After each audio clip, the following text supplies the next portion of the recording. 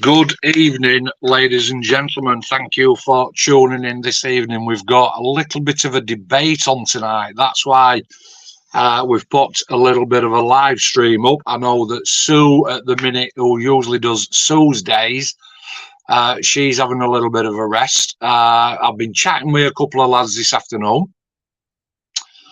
And even though we've both been modelling for, a couple of years, we've sort of like, well, I use this and you use that, but what do you use for this, etc., etc. So, what we've decided to do is have a little bit of an impromptu live stream on.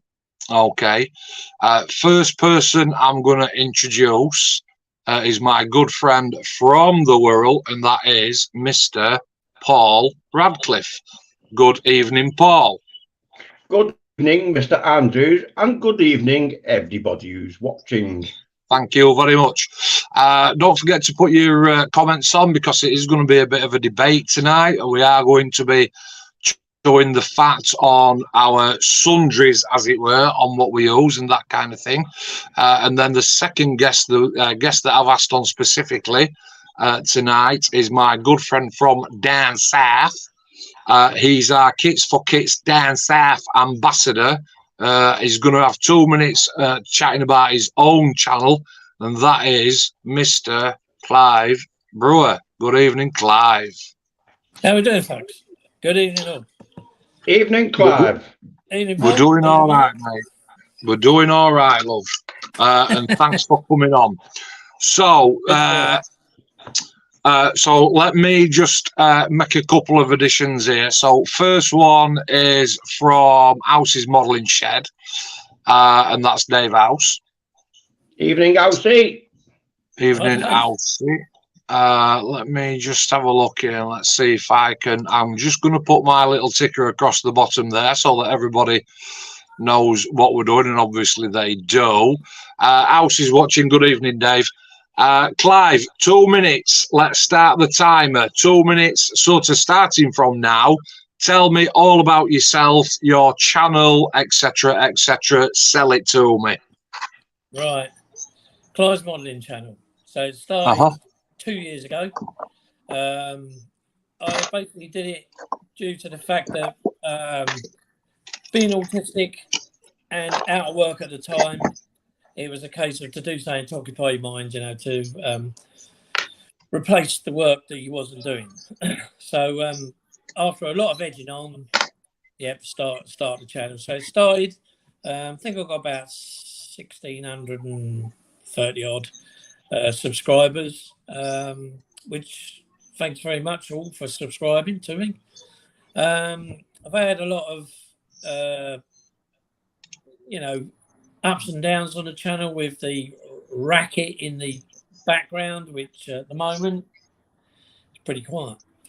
But other than that, it is what it is. I haven't got a studio or anything like that. I've been making models really properly since about probably about the early 90s. But early to mid 90s, I got back into it, and it started to go from there.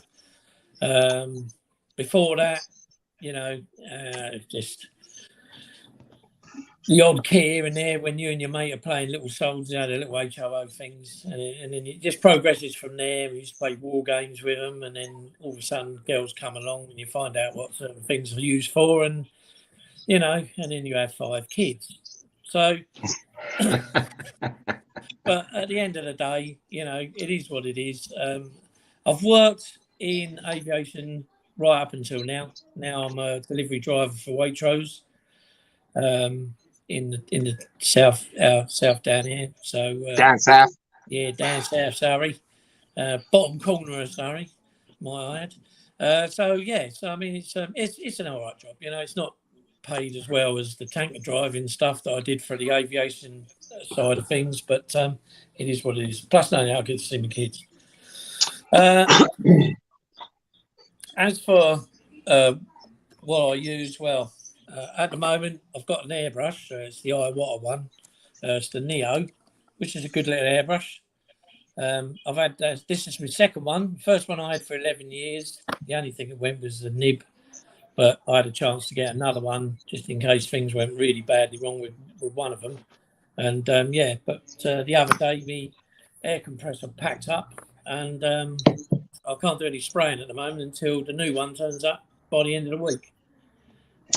And on your channel, Clive, you are no, I'm going to say you are famous for these, aren't you, mate? Oh, the hands, yeah, the hands, yeah. With a little bit of an overhead camera view. How did that come about?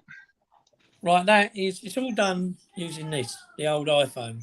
I haven't got any expensive camera equipment, and like I say, I just connected to this thing here, which was kindly bought for me by Gavin. I can't remember his channel name now. Anyway, Gavin, he does little military model soldiers, so he bought us the camera stand, and I've had it ever since, and I've used it, and it's been a great use and a great help. And thanks, Gav, if you're watching. You know, it's very kind of you. And yeah, so that's what I do. I use the phone. It slides over the top, and then I've got my hands there and my desk down with me stickers here from whoever sent me them, and I find it. So if I'm going to do something, so say like if I was building this, for instance, the phone would come down here, so I could see just on top, but not in the way so that I can still see underneath. So so it's a good all round bit of use. But a lot of the time it just sits above, sort of about the height of my forehead, and and you just sit down here. And the good thing about this phone is because it's the iPhone 14 Pro, where you got the 3 lenses on the back, you can get a really wide angle, so you can get 0.5, so you can have a look at the whole damn desk, which is a bit of a mess, but no there. No, I must admit, when we get into our permanent abode, if I do get the chance to build myself another shed and start again, then I'll be it'll be clutter-free. But at the moment, I've only got this tiny little table, and I'm in a corner of the front room, and it is what it is, really. But so that's what I use, is the iPhone 14 Pro. I'm still learning with editing. I'm absolutely naff at it. What it is I've got a thing called kinesthetic learning, and basically what that means is that I learn faster by somebody showing me what to do than reading about what to do or watching a video about what to do. I just, it takes longer. I don't really get it. But if somebody like yourself was to say, right, stood here next to me, that's what you do. A couple of goes and boof, I'll be off. But so my editing skills are still a bit pants, really. Although I found out the other day how to put a photo of the kit box art on your video, and I thought, blimey, I never knew that, and that was quite easy. A thumbnail, picking the picture out of your bloody photo albums and just plonking it on, and that was it. It's just as stupid as that. But and then of course the other thing as well is it's all gone a bit quiet now, but a little while ago, I think it was about 8-9 months ago, I did something on my phone to create some merchandise like t-shirt, hoodie, cup, whatever. And it was when I put it on a hoodie, the background of the patch that I put, although it was showing clear, it actually come up as a fog patch. So if you put it on blue, it would come up foggy. If you put it on white, it looked like it was grey.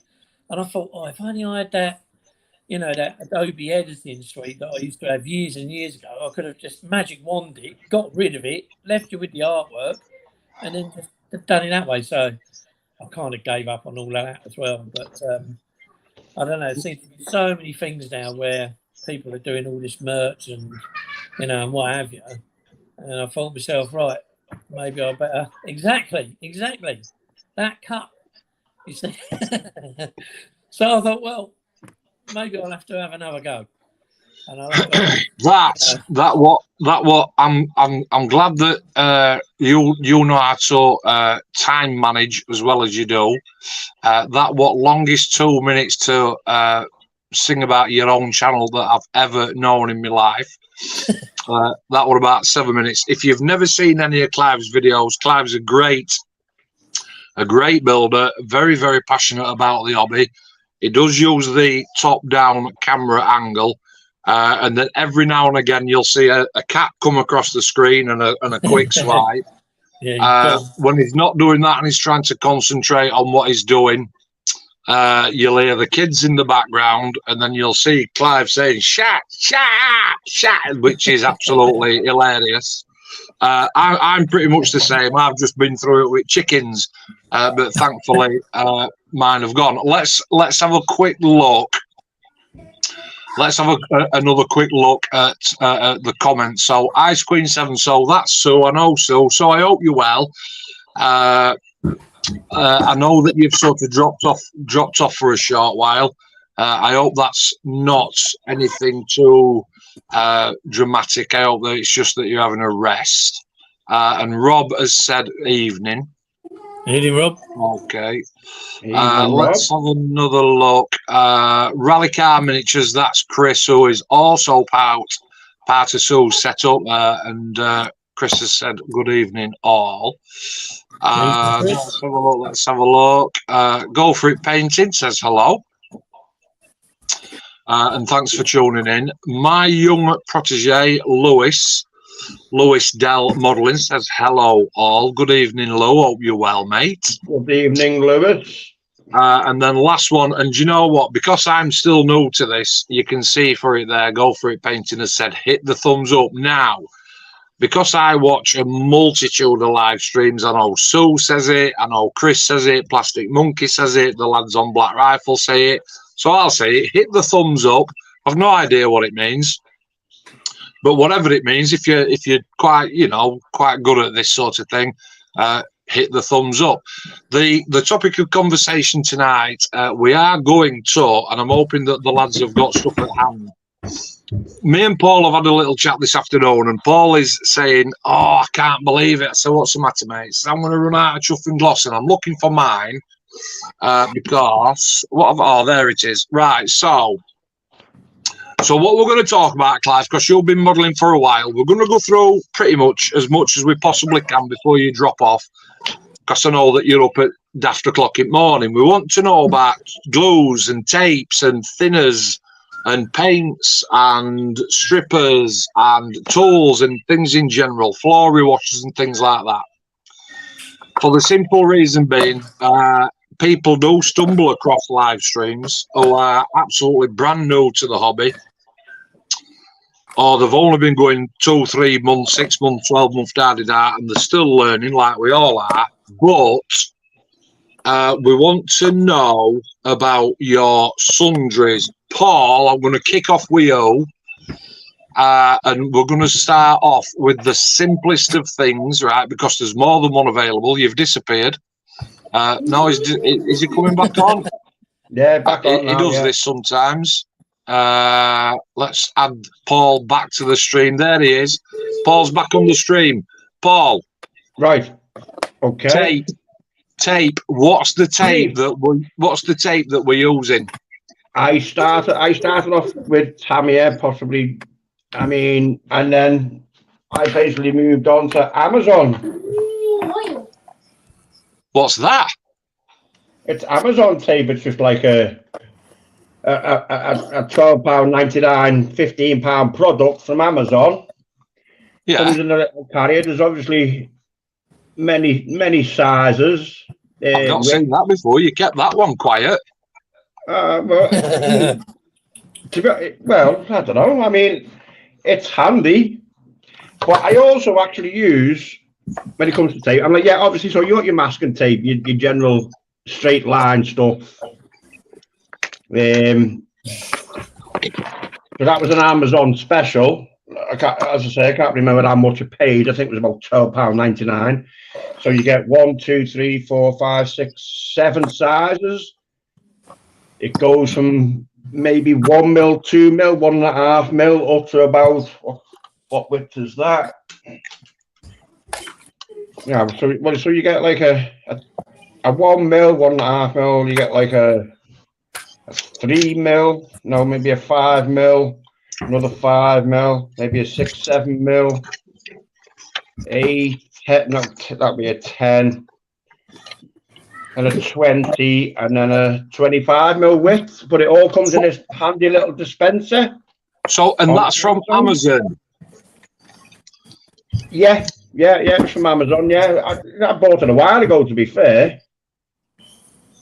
Right, so you know what? But obviously, because I'm still learning, right? So I've now got pad and pen because I'm going to write stuff down at the same time. Clive, do you divert from Tamiya tape or is it Tamiya tape? No, Tamiya tape. It is what it is. It's washi tape, right? And it's pretty expensive. And considering you've only got to go down a screw fix, Yeah, and you can buy that much 54 meters of washi tape for £7. Hang on a minute here, for God's sake! What the? 2 different colours. I mean, like, yeah. 5 different sizes. So screw fix and washi tape. Look it up online. It's on there. Unbelievable. Since January. Now, question for you, because I know that I've been to Hobbycraft in the past and I have bought their tape, right? And you can tell the difference between Tamiya tape and Hobbycraft tape because one of them has got a white plastic inner.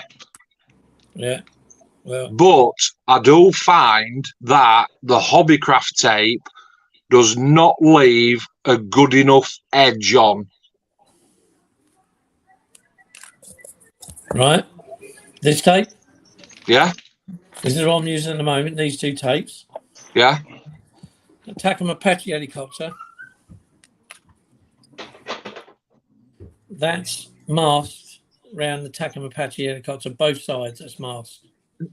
Have you ever had paint lift with any of those tapes? No. They're good because they stick. They're even better because when you peel them off, there's no residue. Tamiya tape is left residue, and I've had to try and wash off, and in the end, I've damaged the paint. Wilco's tape is good. It's still washi tape. It's a bit thicker, but you don't get a lot of it. But it's £1.50 a roll, and it's hard to get hold of, so I don't really bother with that anymore. But screw fix is proper washi tape. It's thin, so it's flexible. Where is it? Yeah. So when you peel it off, fingers. So it's very, very thin tape. Yeah. I'm going to make you big, Clive. I'm going to make you big so that we can all see. So it's very thin. It's flexible. It does have a certain amount of stretch on it. And what I do is, I don't think I might. Right, here we go. Best thing to do is demonstrate it, really. Otherwise, you're not going to sell the product. So, link in the description to put a bit of money in Clive's pocket for the. So, you've got the Apache glass, right? Yeah. And you want to cover it up. So, you've got plenty of room on there to do that one. So, we'll cut a bit off. Here comes the cat. I've just dropped off ever so slightly, but I'm still here. Right. Merlin, get out of that box. Right, so there's the glass.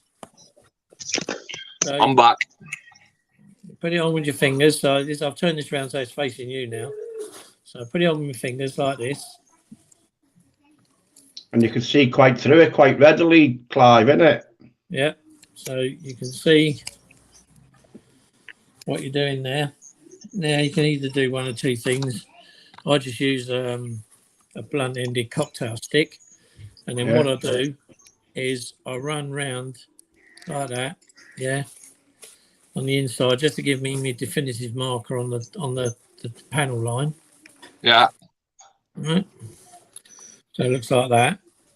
Yeah. Then, using a sharp blade, a scalpel. Yeah. And what I'm going to have to do is I'm going to have to just move me light over here. So I'm going to, Yeah. Go on, you're fine. You're fine. Bit of a whatever. So then, what I do then is I then cut round the edge of the screen in the corner, which you can't see me doing, but Yeah. so you're following the window frame around. Yeah.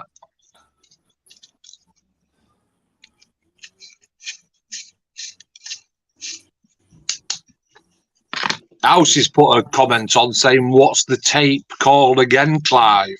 It's called washi tape. So, Washi. Yeah, Yeah. WASHI. And it's washi tape, and that's the Oh, yellow one. HI. Washi. I've written washer tape, and it's washi tape. WASHI. Yeah. Washi tape, Dave. Washi tape. Right, let's get that light out of the way. So basically, now you've got all of this cut around the outside. So you just peel back.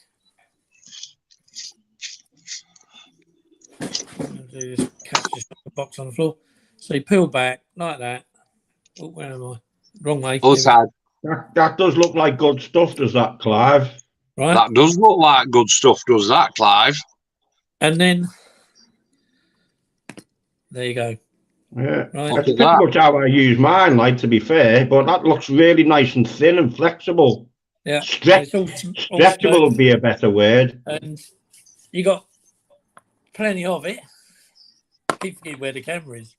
And that's from Screwfix, Clive. Yeah, Screwfix. So go online at Screwfix, type in washi tape or masking tape. Yeah. And then scroll down and you'll see it. So this is what they do. So they do this roll, the middle roll, and that roll. So those 3 rolls in yellow, right? And the feel of them. That's a bit thicker.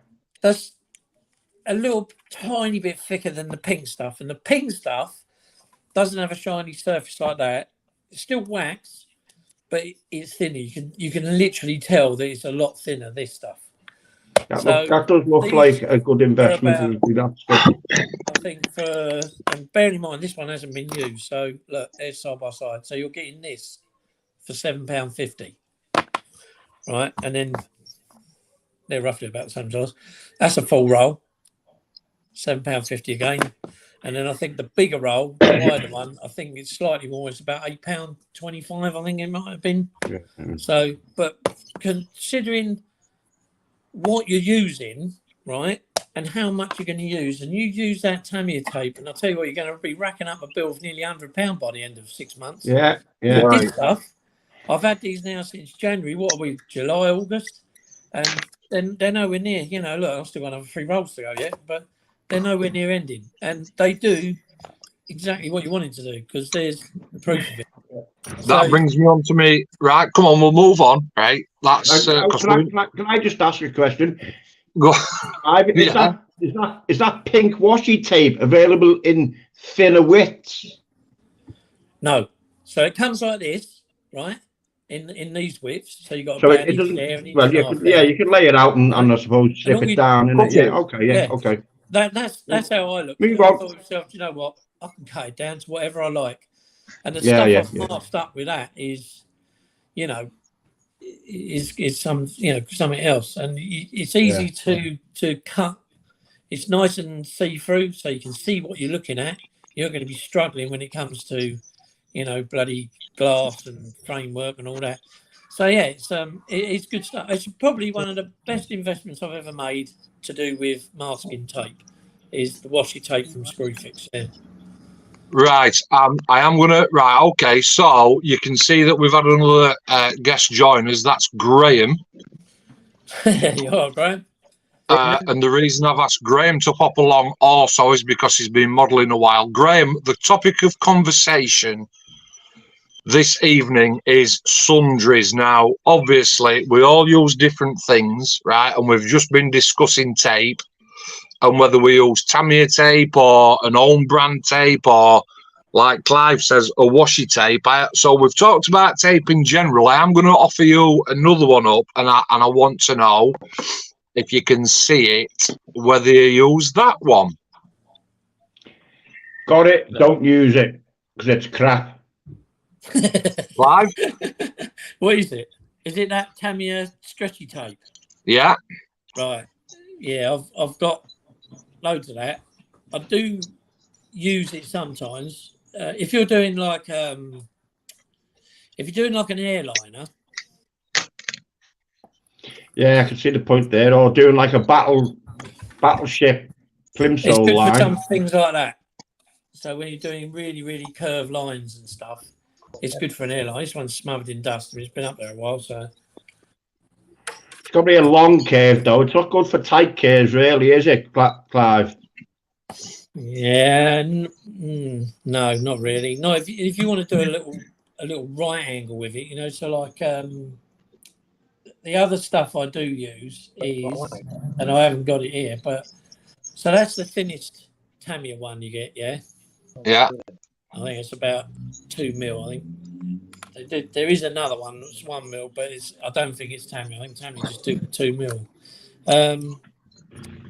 I reluctantly use electrician's tape. So basically, when you strip the black or whatever colour it is off the roll, strip it off. It's what you're supposed to do with this, really, but this is too small to really have too much of an effect. So when you strip it off the roll, just plonk it down and just let it sit. Because what it does is it's expanded as you pull Shrinks it back. Now it's got to shrink back a bit. So when it shrinks back, then you just put it on the kit, and then you can curvy with the knife blade or whatever, or draw it on what you want it to do, where you want it to go. Take it off, put it on a piece of glass, and then cut it out. That way you won't mark the model. Graham, what's your thoughts? Well, I just use normal masking tape for that. Just cheap crap, really. But What, just normal painter's tape? Yeah. It bleeds a bit sometimes, but I just use this. Wow. I've got some Tamiya. I've got some rolled up bits of Tamiya, but it tends when I open the Tamiya on, it tends to just tear off in pieces. Let me just bear with me a second, Graham. Let me just try and fix your mic. Let me just try and fix your mic. I'm going to pop your echo cancellation on. Okay, just give me a test 1, 2, 3 again, Graham. 1, 2, 3. Yeah, still a little bit. Yeah, a little bit breaky up, little bit laggy. Mic settings. Let's do that one and that one. Ticked all your boxes. Okay, so tape, right? Okay, painter's tape. Well, I did not know that. Glue. Let's do glue. Paul, let's start with you. Can we go back to tape a minute? Yeah, if you want. How about that one? Right. So, Mark, you're familiar with that chrome tape you've got, haven't you? I can't do it in the example. In fact, I'll tell you what, let me try and do this. Let me try and do a strip of this. Where's my glasses? That's the stuff. That's great for hydraulic rams and like oleos on aircraft. Yeah, I use that myself. I do. And another thing as well is normal painter's tape. I use that for seatbelts. Oh, it's got like a texture to it. So when you paint it brown, well, I'm not too sure. It's just that stuff. Clive, what you holding up there, mate? Yeah, same stuff. There you go. Texture. That's it's got like a texture to it. It's quite thin. It's not very thick. I use that for all sorts of cloth entrings on aircraft, belts, seat covers, you name it. It's called sniper tape. I use that for seat belts. Yeah. Because it's got that texture on it. You paint it brown, you give it a bit of a wash, it looks bloody marvellous.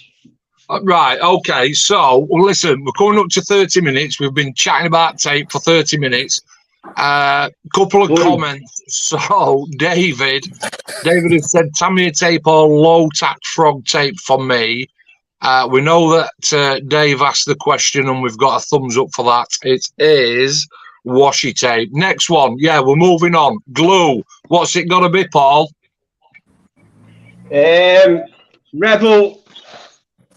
Rebel Tamiya and Tamiya quick setting. Clive? So you got Mr. Cement, Mr. Fast Cement, Dulux Cement, Tamiya's, What on earth? Mr. One, and Rebel Contactor. That's it. That's all the glues I use.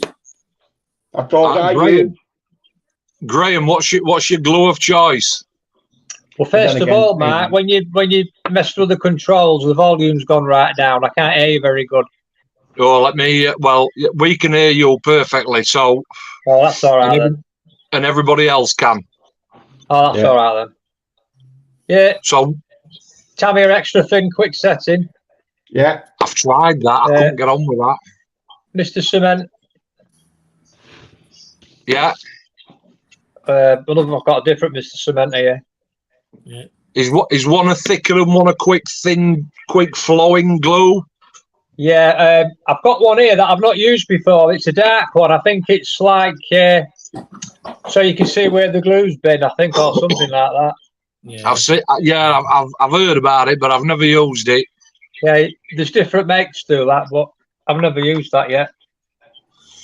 Okay, mine is very, very simple. It's Tamiya extra thin, which is just your normal green one.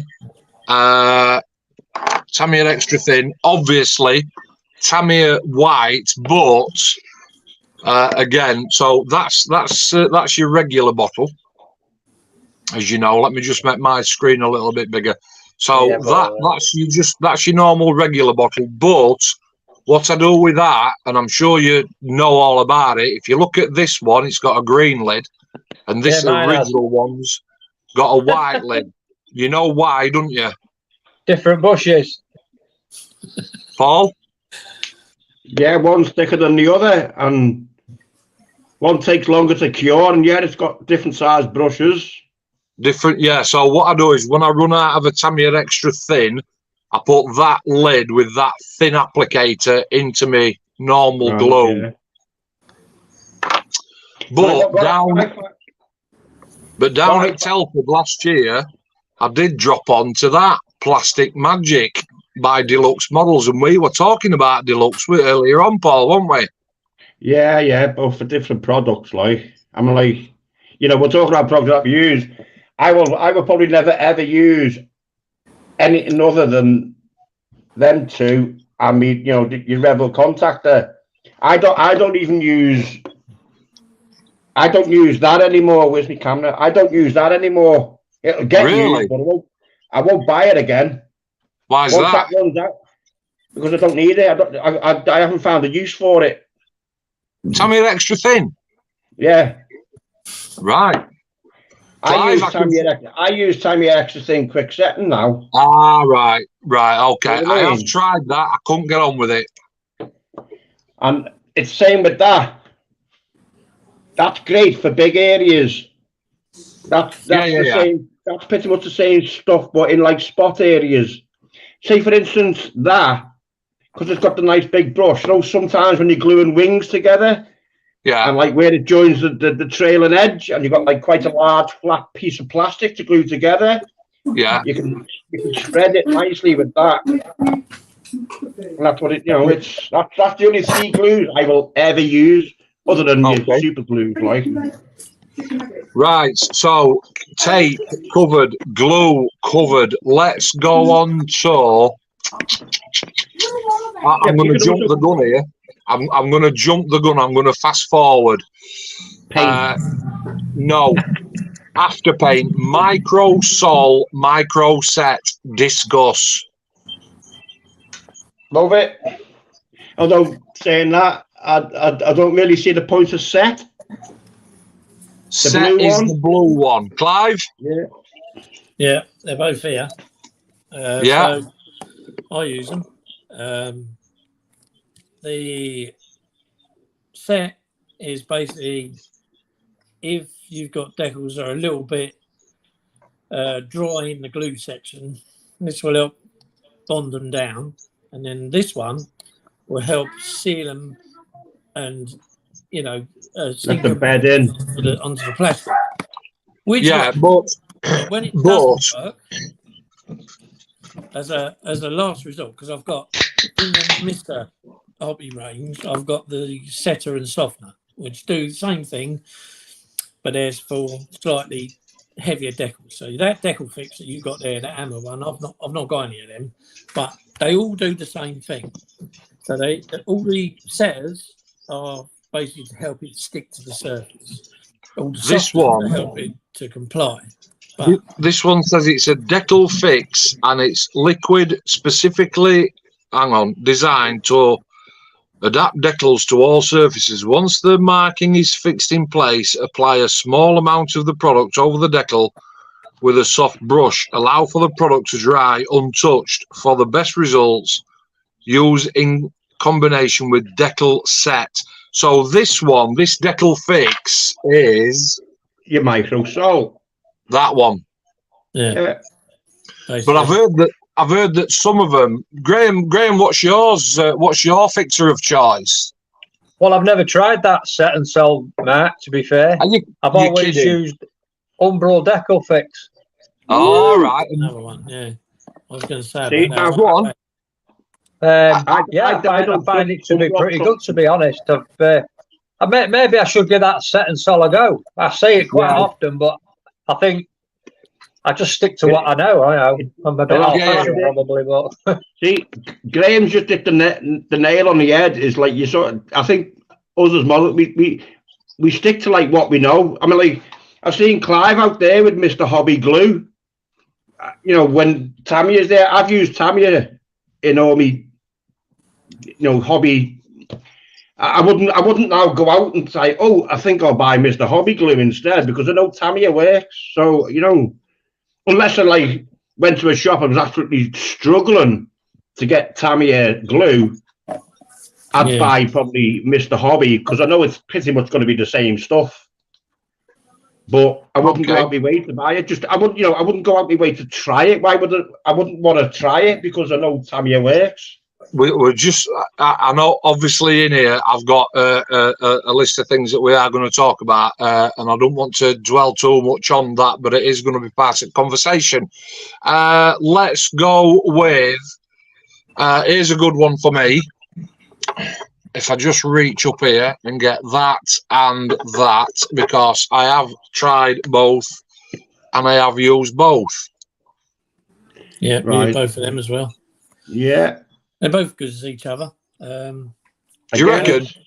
I also use that. Yeah. Graham? I mean, I've never tried it. Graham's like, Graham, if you want to grab a pen and paper, mate, right, and you need to start making some notes. I'm seeing some new stuff here. Yeah, Umbral Master. Right. Clive, explain what these things do to Graham. Right. So basically, what you do is you get. This one's got brush in it, but basically, we do know it's just coloured PVA, don't we? It's just PVA with colour with a dye in it. So instead of doing that with masking tape, if you use those liquids, it will do the same thing. The only thing is with that blue one, you can actually put it on there, right? And then when it dries, you can cut round the frame. So it's kind of like a cut-off. If you use Marscoal and you put it on there, the minute you put a knife to it, it'll roll up because it's like a rubber. Yeah. So, and it's the same with that one, right? That one will roll up. But Mr. Colour or Mr. Hobby, as they're called, they do another one which is similar to the blue one, which is I find is a lot better. I've used the blue one. It is what it is. It's like you say, each their own. A lot of what I do is experiment. So I'll go out and I'll buy this glue and I'll think, okay, let's have a go. And do you know what? These two are virtually the same glue, right? But this one seems to bite a bit quicker than this one when it comes to gluing things like that. We are, again... This one, it evaporates quicker as this one doesn't. let's not get in front. It is going to be the question right at the very end. Graham, Graham, can you remember? I'm sure you can. Not that I'm singing, but the hind that I did with the two-tone blues and the tiger stripe. Yeah. Yeah. So basically that was painted in one blue all over and then dipping a cocktail stick into the Humbrol Mascol, that one. Yeah. Dipping a cocktail stick in, mate, and literally drawing on the tiger stripe pattern and then getting another cocktail stick and literally filling in the gap, so to speak, leaving that for an hour to cure, paint it over again, and when it does peel off, it's almost like a rubber glove, Paul, isn't it, that you're peeling off? Yeah, well, to me, it feels like it's like PVA. The reason that I chose this product to do that job over masking tape is because I knew that would give me a jagged edge, and it was absolutely perfect. Okay, so moving on. So we know about that. I've seen your video, Mark, on masking windshields up and that, and I didn't think you'd need that pink stuff. Do you know what? It is one of the things that I'm quite happy with, actually. Comment there, look, from Dave. Dave says VMS liquid mask is the business. It's really thin and flows exactly where you want it. I am going to make a note of that one then. So that's VMS liquid mask. The reason that I'm making notes is because it's no secret. Come November, I'll be in Telford and I'll be looking out for new products, but I don't want to digress because we are going to talk about that in a bit. So VMS liquid mask. And David, thank you for that one. So tape, glue, microsol, microset, and mask thinners. Go on then. Let's. We might as well open it up, haven't we? Let's do it. Paint. Sorry, look. I'm asking for trouble here. I'm absolutely asking for trouble here. Graham, let's start with Graham. Graham, paint. Vallejo. Look at Paul nodding. I can't get it on shot there. Here we are. Yeah, you're there. That's not model air though, is it? No, it's just the model colour. Model colour. So, are we looking at airbrushing with this sort of stuff, or are we looking at paintbrushing? Paintbrushing. Paintbrushing. Is that because you're not airbrushing yet, or you're not interested in it? No, it's not that I'm not interested in it, but I've not actually got into it yet. I've seen loads of people do it, and I've wanted to give it a go, but I'll tell you what. Listen at this. Personal, right? Because you came to Sesco Club last weekend. Yeah. And you had a full day with us, a full session with us. And if I'd have known, I'd actually gone into club that morning and set the airbrush up specifically because, I didn't know that you were coming. I knew that you'd got plans. If we'd have had a conversation, literally, morning, mate. Oh, have you got airbrush station set up? Yeah, I've never tried it. Do you know what, mate? Would have been sat there all session, and come end of it, and I'm talking about 4 hours because that's all it takes. Don't even take that. In that 4 hours time, you would have been going home back to Cleethorpes, going right compressor, airbrush. Clive, am I right or am I wrong? Yeah, you would be. Yeah, if you give it a go. What a shame, mate. What a shame. Mind you, saying that, now you know where we are. Yeah. I know it's a long drive. Next time you said, you know what, Brenda, is that what they call you, or Mrs. Sharon? Deb. Next time you said, Deb, I'm off out for morning cocker.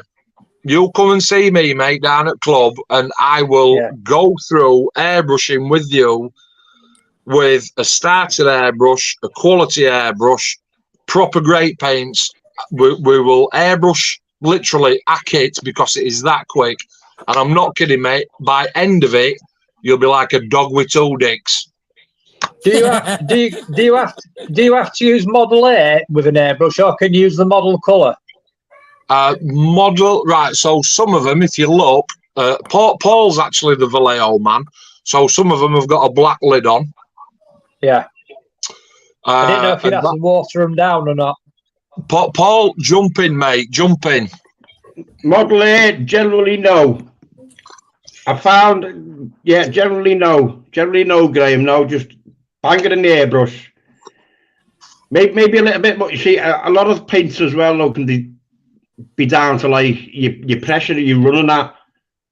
But I've never had a problem. It's all subjective, I think, because people like bemoan about Model A, and I love Model A. It's what I grew up on. It's like it's what I know.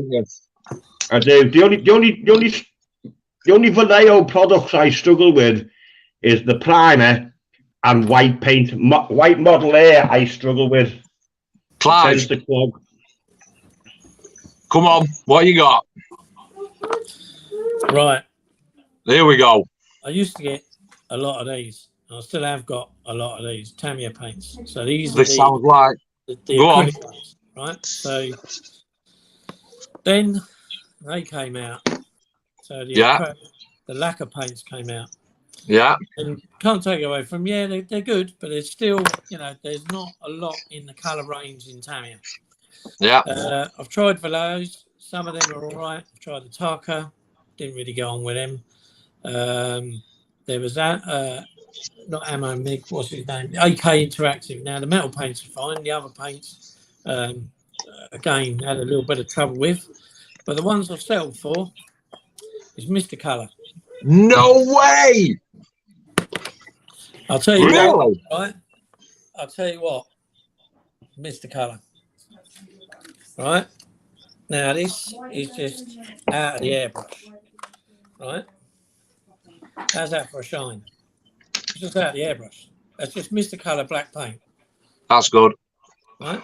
Yeah. So that's the black paint. I mean, I don't know whether any of you follow me on the Facebook side of things, but I posted up a Porsche, a GTR, and I did it in banana yellow.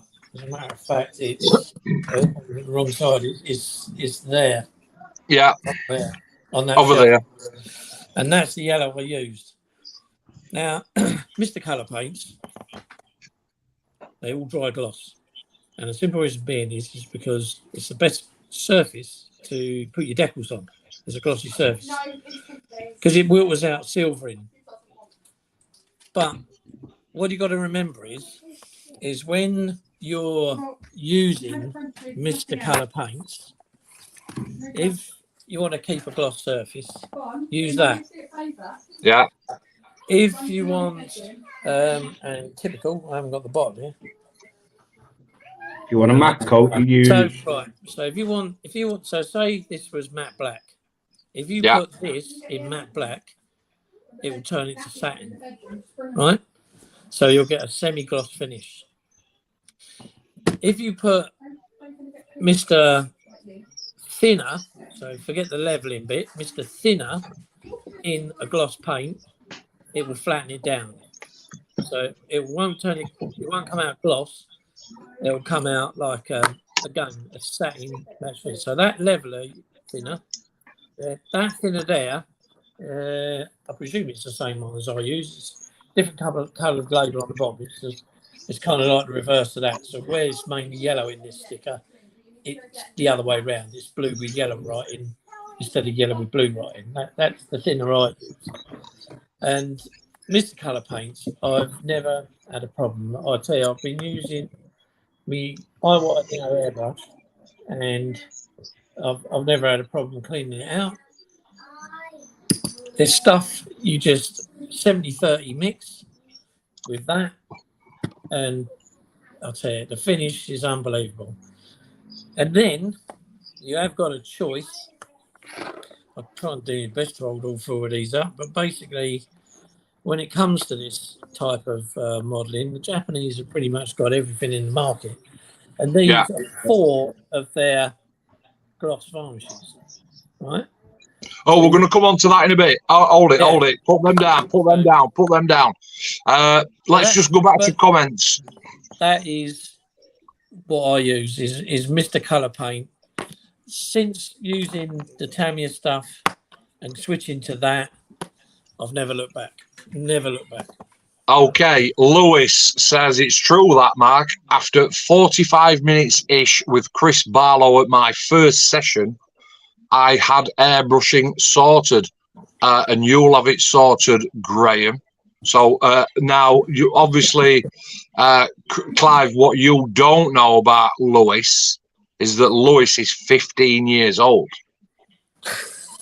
Well done, mate.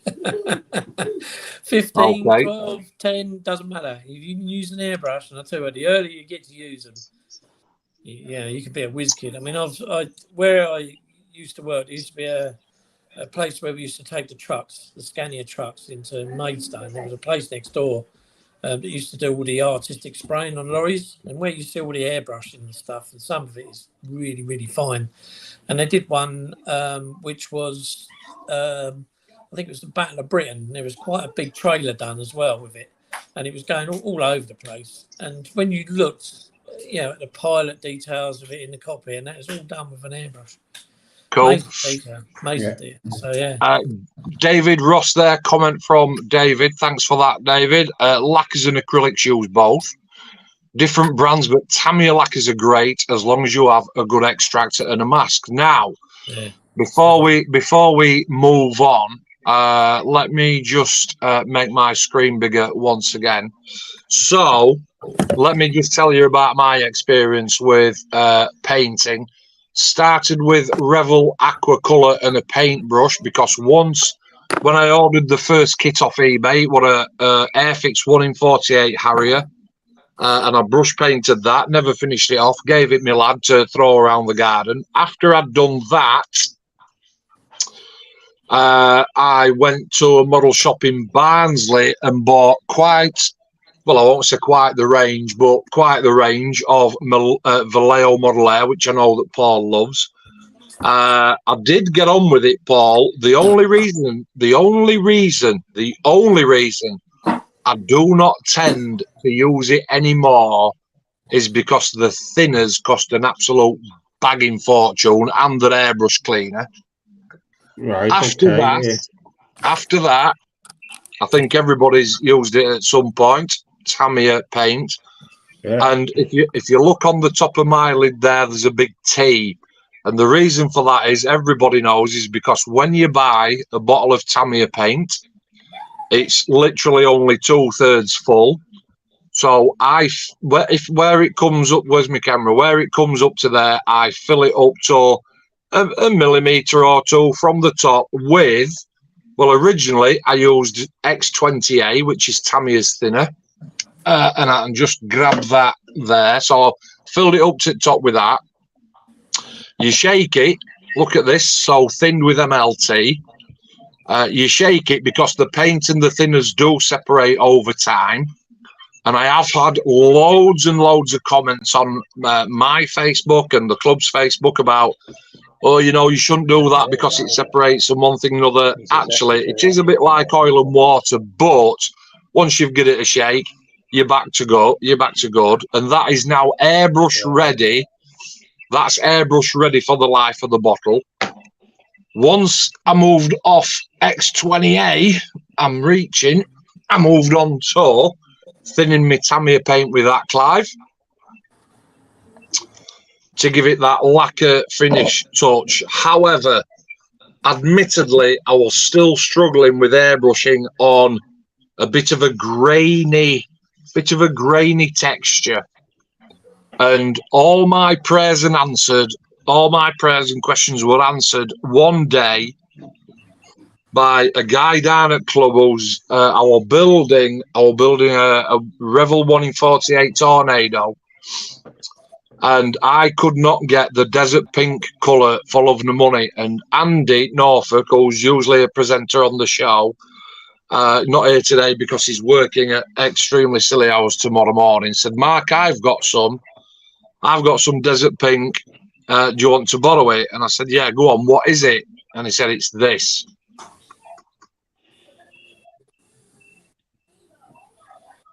pretty thin. MRP.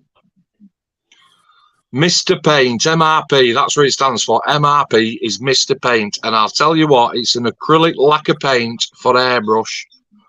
And if I, who were I talking to other day? I think, I was talking to Mark Little other day. And we were talking about paint. And I said, you know what? If MRP ever became unavailable, I think I'd struggle to go back even to Tamiya lacquer. It's that good. Clive, you've never tried it, mate, have you? No, I've not tried that, no. It's the same with that other one, that SMS that's just come out from, was it Australia? Yeah.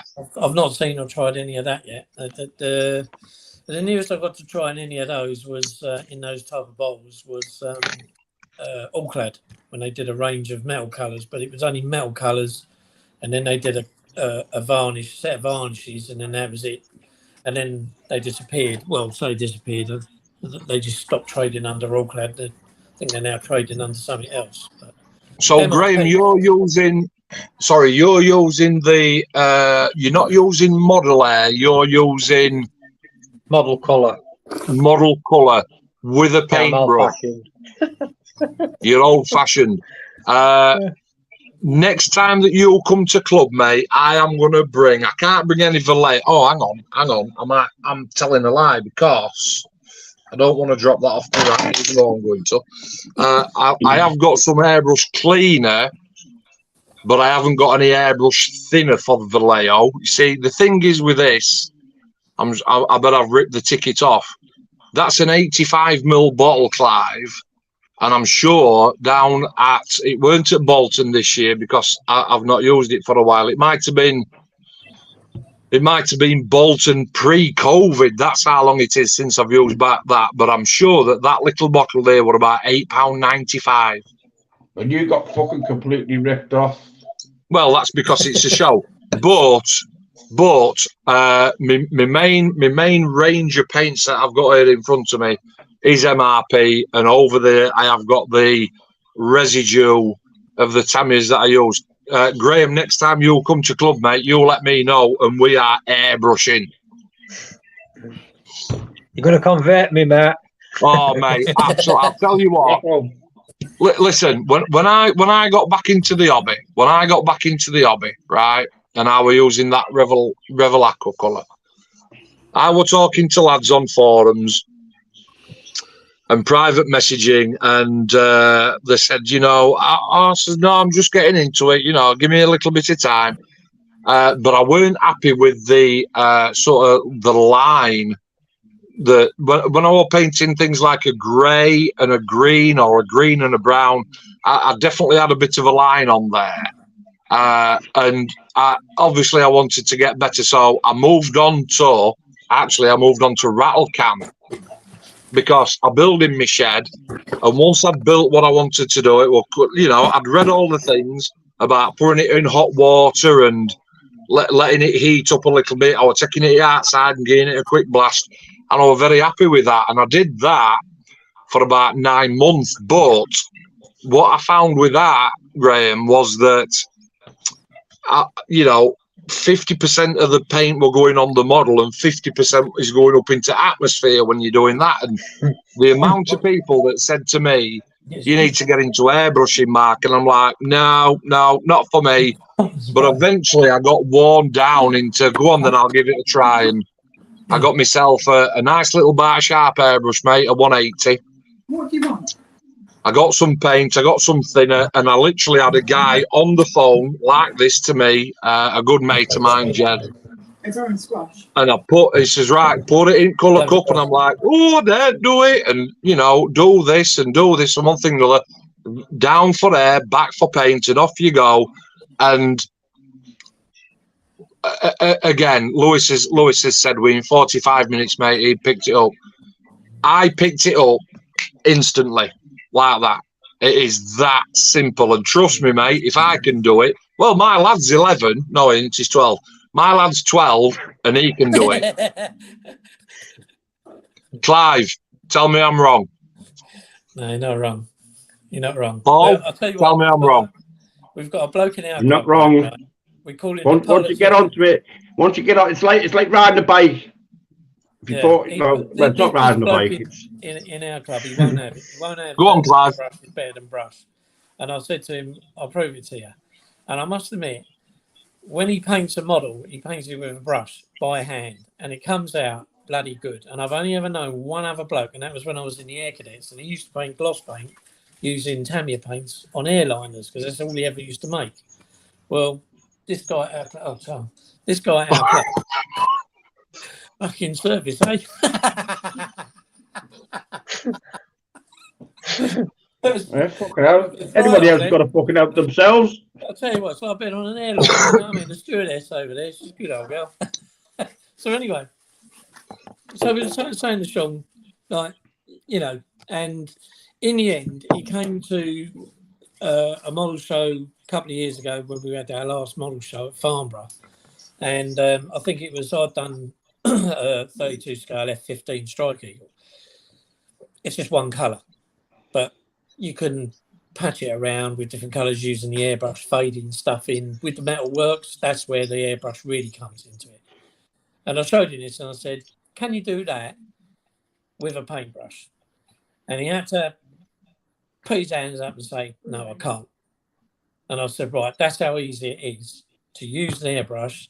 And once you get going, my advice is don't go out and buy a great big 300 quid airbrush. Just get I mean, these are what a Neo's used to be 60. They're £100 now, but it won't be £100 wasted if you spend £100. That's about a good chip. Without going to the Japanese market and buying some of the really cheap ones for 16 quid because you'll get pissed off. What you want is something simple. And I want a Neo, right? Just have £100 around, Graham. You'll pick them up cheaper than £100, but they're £100 anyway. Nice and easy airbrush. Drop down for air, pull back for gas. Yeah, away you go. You can. There's a little bit more to it than that, Graham. Yeah, to be fair. but yeah, only a little bit. You gotta, like people say, like adjust your air pressure. So normal air pressure is 20 psi for pretty much everything crossboard. 20 psi. If you're spraying some metal paints, you might need to up it to 25, 30.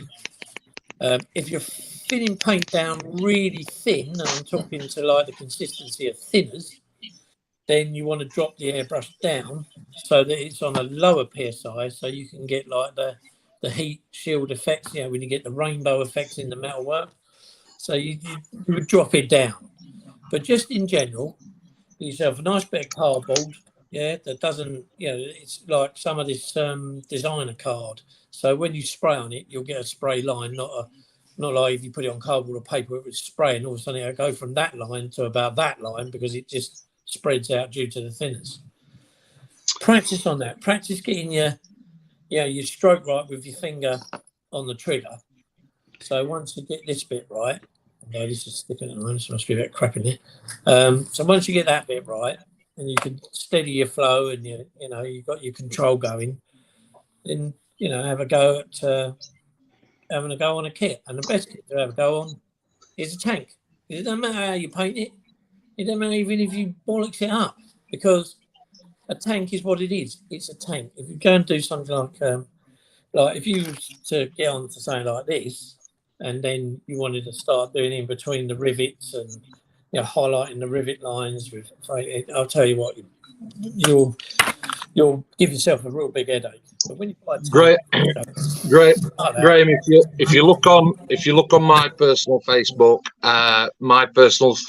bio says Sesco and Emsworth Community Scale Model Club, da-da-da, but underneath that, mate, it says Bart Sharp Ambassador, and the reason that it says that is because the fantastic team down at Bart Sharp, which is the tools that I cut my teeth on, you can get a 12-month warranted Bart Sharp airbrush 180, 186, which is absolutely perfect starter kit for 35 quid.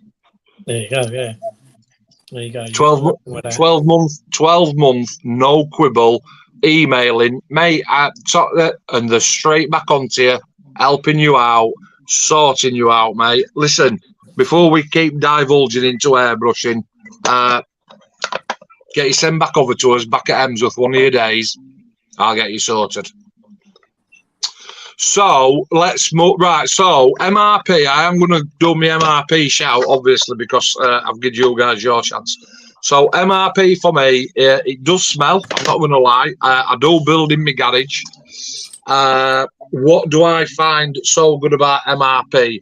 So Clive has mentioned that he runs his airbrush compressor round about 20 psi. And the reason that Clive has said that, obviously, is because when a paint's got a little bit more thicker viscosity, when it's a little bit thicker, obviously your pressure level needs to be a little bit higher to push it out of the airbrush. It's disappearing. But with the MRP, Clive, and I'm desperate for you to try some. But when I use MRP, yes, it smells, but the colour range is fantastic, and the pressure that I run my compressor at, Clive, with this paint is 4 psi. Pretty good going, that 4 psi. I've used it. In my videos in the past, and I still do say it now, MRP paint, Graham, is literally like coloured water.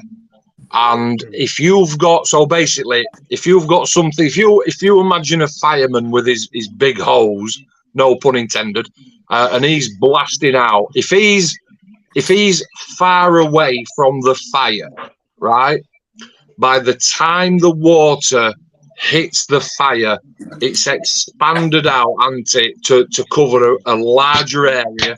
Whereas if he puts that hose very, very close to the base of the fire, it's a direct spray, and it's concentrated on that area.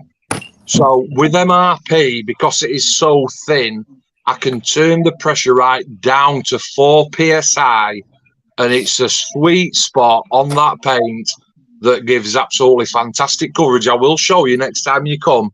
Gives fantastic coverage, but in a way that a lot of modelers, when you've heard about all this pre-shading, mottling and all that kind of thing, it still shows that work that you've done underneath and gives you that tonal variation. But I digress. We will talk about it next time we come to club. Moving on. Let's do Paul. Well, go on, carry on. So Paul's showing you a little bit of a Vallejo model air set there. Look, explain what they are, Paul. Well, these are basically like complete sets. Got all the paints that you need in Vallejo, and I think that's probably why I got addicted to it.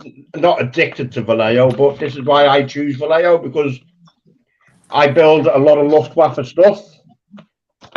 I've got a number of Vietnam kits, so I will get like 3 planes, maybe 3 or 4 planes out of this one set. Do you know what I mean? Same as that. I will maybe get 3 or 4 planes, 3 or 4 kits out of that one set. And I've just got onto it. I just got on with it from the get-go. Like, I vary it. I will use Tamiya occasionally, but only for certain things, But anyway, I digress. I think I've just... hang on a minute. Hang on a minute, because I've just knackered about with my settings. Just bear with me a second. I don't want to add an item. Just bear with me, for Christ's sake. Camera slot, no, I don't want none of that. I want to press that. What the chuffing hell have I done? Bear with me. Because I have got all that. Yes, I think we're back on. Are we back on? Yeah, we're back on. Right. So David Ross says the time it saves you using an airbrush should convert anyone for good. Laugh out loud. Let's have a look. Bob in Illinois says this boy in Illinois needs to get an airbrush. I just don't have anywhere to vent it. Bob, venting overspray from an airbrush, you can literally do with a cardboard box, mate. Literally do with a cardboard box. I do know people that do that. And David, again, I can't read that. What does that say? Can you read that, Clive, Paul Graham? Galari? Yeah, Galari airbrushes. Galari. Our friend over at RW Hobbies has just done a test run of 2 of theirs. I haven't really watched it. I watched a quick 5 minutes of it, but I've got my airbrush. I don't need to know about anybody else's airbrush. So, okay, you know what I mean? Okay. I think I have made us all infinitely smaller on the screen. I don't really want to do that, but I don't want to press that button either. So Rob says, I do airbrush, but for weathering use, pastels, oils, etc. So that's the next topic of conversation, weathering. Clive, you are well into it. Yeah, weathering. Weathering. There's lots and lots of stuff out there. Lots and lots. You've got so much choice with weathering, you can actually confuse yourself. So basically, what I do is I tend to just stick to the best. You know, I mean, I've only got 3 of them. I did ask for the whole lot, but Can you turn me up a bit, Mark? Yeah, certainly can. Can you turn me up a little bit? I can't hear very well. Yeah. Take Clive up a bit if you can, Mark. right. Let me just let me go into my settings. Go on, Clive. Keep nattering. Yeah. So basically, I've got 3. I think there's quite a lot more out now. There was 6 at the time, but I only got these 3 through. So these are your Tamiya washes. So they're all good, and all you need is some of that, which is extra colour turpentine, and a little bit on a cotton bud will take the residue off. So they're good for what they are. But oils, now with oils, I've got a load of artist oils down here in a bucket, and I use them to do like, you know, engine streaks and stuff like that, because they take a little while to dry. Yeah. And if you get it wrong, you can get them off. Yeah. As with these, you can get them off, but sometimes on some surfaces, you'll start to take the paint off, even with turpentine. Yeah, I've noticed that. With a lot of the other wash, so another wash I did have was done again by AK, and I put it on a tank because that's what this particular wash was for. And then I thought, right, I know what to do, because I saw one of their videos and the bloke was using streaking. So I thought, right, I'll get the cotton bud and I'll go down. And it didn't really look that good. So what I did was I got a brush, and it was something like, it might even be so it's something like this. This is a Tamiya brush. So it's quite expensive brush, but they're not stiff-haired, they're horse-haired, so it's very soft. So I thought, right, I'll get that on there and I'll just streak it down. It wasn't this actual one. And I thought, right, I'll streak it down because the hairs on it were a little bit stiffer than this one. Put it on there, turps in the brush, put it on there, dragged it down. Next thing I know, the paint's coming off. Oh, no, so that means I've got to respray it. Okay, so I had to respray it, clean all the stuff off, respray it, and then start again. Eventually, I did get it to work. It was a bit of a trial and error sort of thing, but I got much better results just using artist oils for doing exactly the same thing. And these are good for panel lines. So there's 2 types of grey, and then you got your what's this one? Your black. I think they do a brown. Where did you get that from, Clive? Because I've looked right. on your normal eBays and stuff, and I can't get that. Why can't I get that? I can't get that. Right. I got these. I've been told that they can't get into the country. Something to do with what's in it. I don't know. Let me just try and sort Graham's microphone out again. Lucky Model in Hong Kong. Now they've got a UK warehouse now, and this is where I got these from. I didn't get them from the UK warehouse, I got them from Lucky Model. But then when we just done another order with Lucky Model, they're now transferring a lot of their stuff. They bring their whole shop over to the UK. So you've got Lucky Model UK, now, and they do a lot of stuff. We usually basically use them for kinetic models. That's what their main thing is in brand. But they do stock all the Tamiya, the Mr. Colour, and stuff like that. Mr. Colour do a vast range of washes, but I can't find them for love nor money. I can't get Graham. Graham, you brought some kits down to the club, didn't you, last week? What are you weathering with? Well, I've got some. I've just used some of that Vallejo wash. Yeah. Do you gloss before you apply that? No, I don't know. Then I've got Tamiya weathering powders. Yeah, I use them. Yeah, they're good. When I get the right picture, there we are. There's different ones. Yeah, there's the whole set there. They're pretty good. They tend to dry out after a while, so because they're like a wax. And I think there's one of them. I think it's number B or letter B, not number. And it started to dry out. But I've had them 2 years, so I've just been into your settings, Graham, and just altered your settings again. Can you hear me now? I can hear you. Yeah, sound. Paul, weathering. What are we doing? Weathering, because you build tanks and aircraft. So what's in your arsenal, mate, for weathering? In my arsenal, I have Vallejo's pigments, mainly for armour. I will also use them on wheels and sort of like undercarriage. I mean, like I've built my Lysander, which I envisaged as landed in muddy fields quite a lot. So that got absolutely covered in mud. Yeah. So it's landed, it's a Lysander, it's a spy plane, it's landed in muddy fields. Yeah. But yeah, Vallejo's pigments, as Clive has mentioned, the Tamiya panel line. But this is good stuff. I did try and show it before. These are good.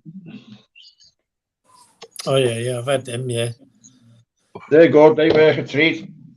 What about for your pin wash? What are we pin washing with? Just that Tamiya? Tamiya, and we've also got, everybody's probably quite familiar with Florrie stuff. Come on, get it out. Let's get the old Florrie out. Yeah, clay wash. This is really good stuff. Yeah. Graham? Never used it. Oh, what are you doing? What are you doing? Are you kidding? Never used it. It's easy stuff to use. You're going to Telford this year. Yeah, but I'm old school. I'll just use a brush.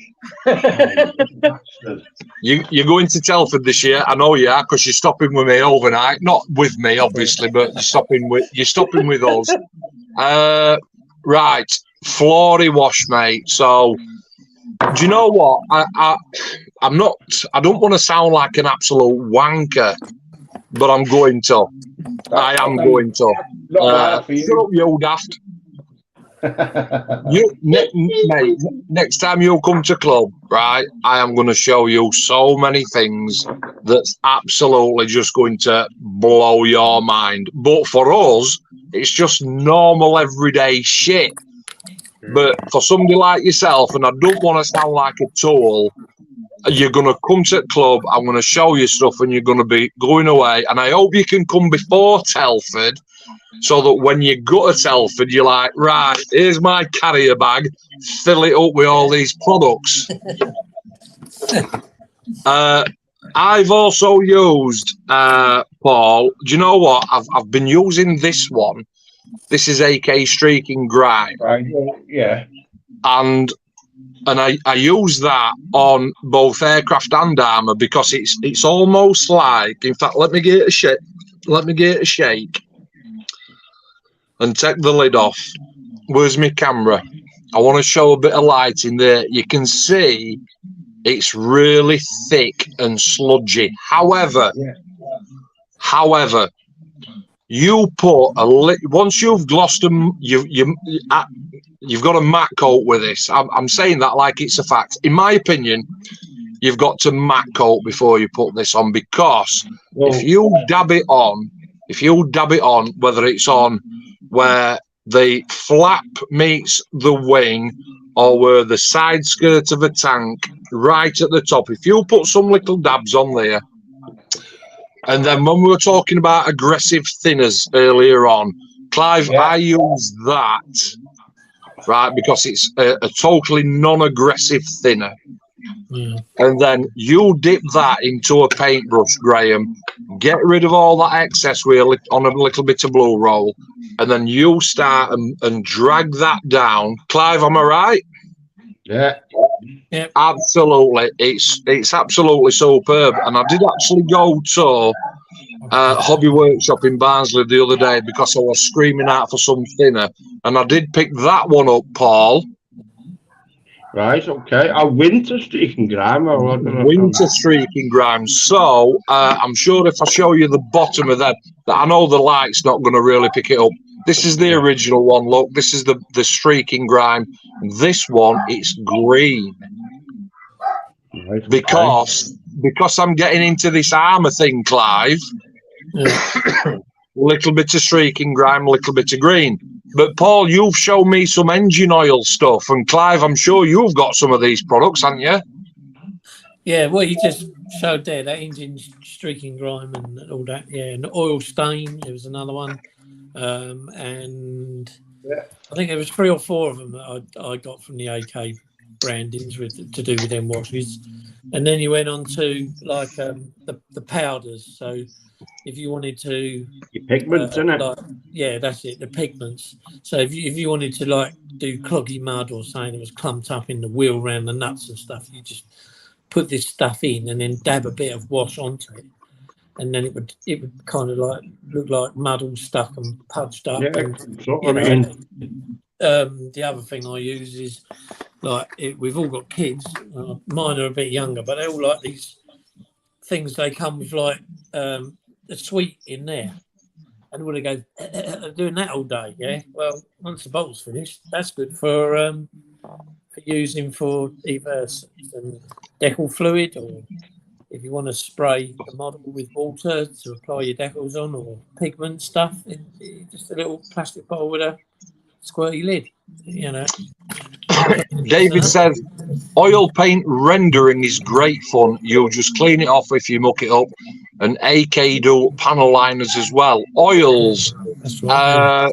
I'm going to come to Graham first because I kind of know. Well, I'm hoping I don't know. Graham, oils. Are you familiar with oils? No. No. Okay, so Paul, do you use oils? Clive, do you use oils? I mean, right, Clive. I've never found any. I mean, no, I use oil. I do use oils. Clive, come on, because you're most experienced out of us all. Talk to me about oil paint and streaking and blending and that kind of thing. Right, so I'm just trying to find it. So it's basically there was a up to long and all that, innit? Yeah, well, actually, Paul, I do actually. I looked into that, and when you go to the range, because that's our local sort of hobby supplier. When you go to the range and you look at those oils and they want £9 a pot, and then you look at the range own brand oils where you get about 8 different colours for £4.50. Guess which one I chose? Go down to work, you can get a whole set for about £5. You get a big Clive. full of the bloody things. So, Clive, just explain to Graham and everybody that's watching what we're talking about with oils and how to. Right, oils. So, you can get oils from, like I say, the range, Hobbycraft, do a load, and where I found out where you can get the cheapest ones from is a place called The Works. So you just go in there and they do Yeah, like we've got to work boxing, by us. and you fold it out and there's all the oil paints in there and you get a good range of them as well. They're only in little tubes. Before you open the tube, squeeze the tube a bit, because otherwise if you open the tube and pop the lid, you'll get all the oil fall out and all the paint sediment will be in the bottom. So you've got to, like, you know, and it Massage it. Yeah, just massage all of them, full stop. Just a massage a lot. Or you open it. Yeah, and then when you open it, always just like get a little bit of paper, tip a bit, you know, put a tiny drop on the bit of paper, and then when you're using it to put on the oil, you can either use a cocktail stick and just drag it on, paintbrush, cotton bud, and then what it is. So, say you got a panel like that, and you're putting the streaking going down. So what you do, you put a lump of masking tape there, and then you would put the oil on the masking tape, get the cotton bud, and then go like that, and then it drags like a line down there. And then what you do then is you can just feather the line just by going over it until it virtually vanishes, but you'll get a nice streak mark. So unfortunately it's behind me, but yeah, it's been broken. Remember that 32 Italian Tornado I got, and Phil Fisk sent me some wheels, and I think Nigel's modelling bench sent me some stuff as well for it, and got an intruder. So I fixed it, and then this Herbert went and sat on it. and the wheels all went, and the fuel tank and everything. I mean, it was one that is for doing oil weathering. That Tornado is I would say my best subject to show someone as to what effects you can get on it. But it is, I've got it on my YouTube channel. I think I even show you how to do it. So I do a lot of showing you how to do weathering with oils and like the Tamiya makeup, as we call it, and a few other bits and bobs. The other one as well is these you can get in the range. Make sure I'm grabbing hold of the right thing down here. Yeah, be careful. Oh, here it is here. Paul's disappeared. There you go then. What the bloody hell's that? Pens. Alcohol pens. You Right, can go on. glass. You can tint glass with them. You can you can pretty much do anything with these. And they'll cost you, I think that box cost me 20 quid for 60 pens. There's another box, I think was 25 quid, and you got 100 pens. They come from the range, because I bought mine in Tunbridge Wells. And I'll tell you what, I've used Sharpies before now, and they're good. But they are, you have to work a bit quick with Sharpies, because they can dry on you, and you need isopro alcohol to bloody crap off if it goes on a bit too quick and dries. But these, they got a little bit more leeway, so they don't quite dry as quick as the sharp pens. But I'm just trying to look around and see what I've got here. What was it? No, that don't know that. So I've got these pens. So there you go. Right, so Oscars. hang on, where are we? Are they the chrome pens, Graham? Yeah. Indicator lenses. They're good for doing bolts and things on motorbikes and that. Yeah, now Yeah. those, there you go. Yeah. Three Molotov. different sizes. Something I have got. There you go. I love it. So yeah, I mean, and even down to like the red light at the back, that's all coloured in with a red pen. One of these. Really? Yeah.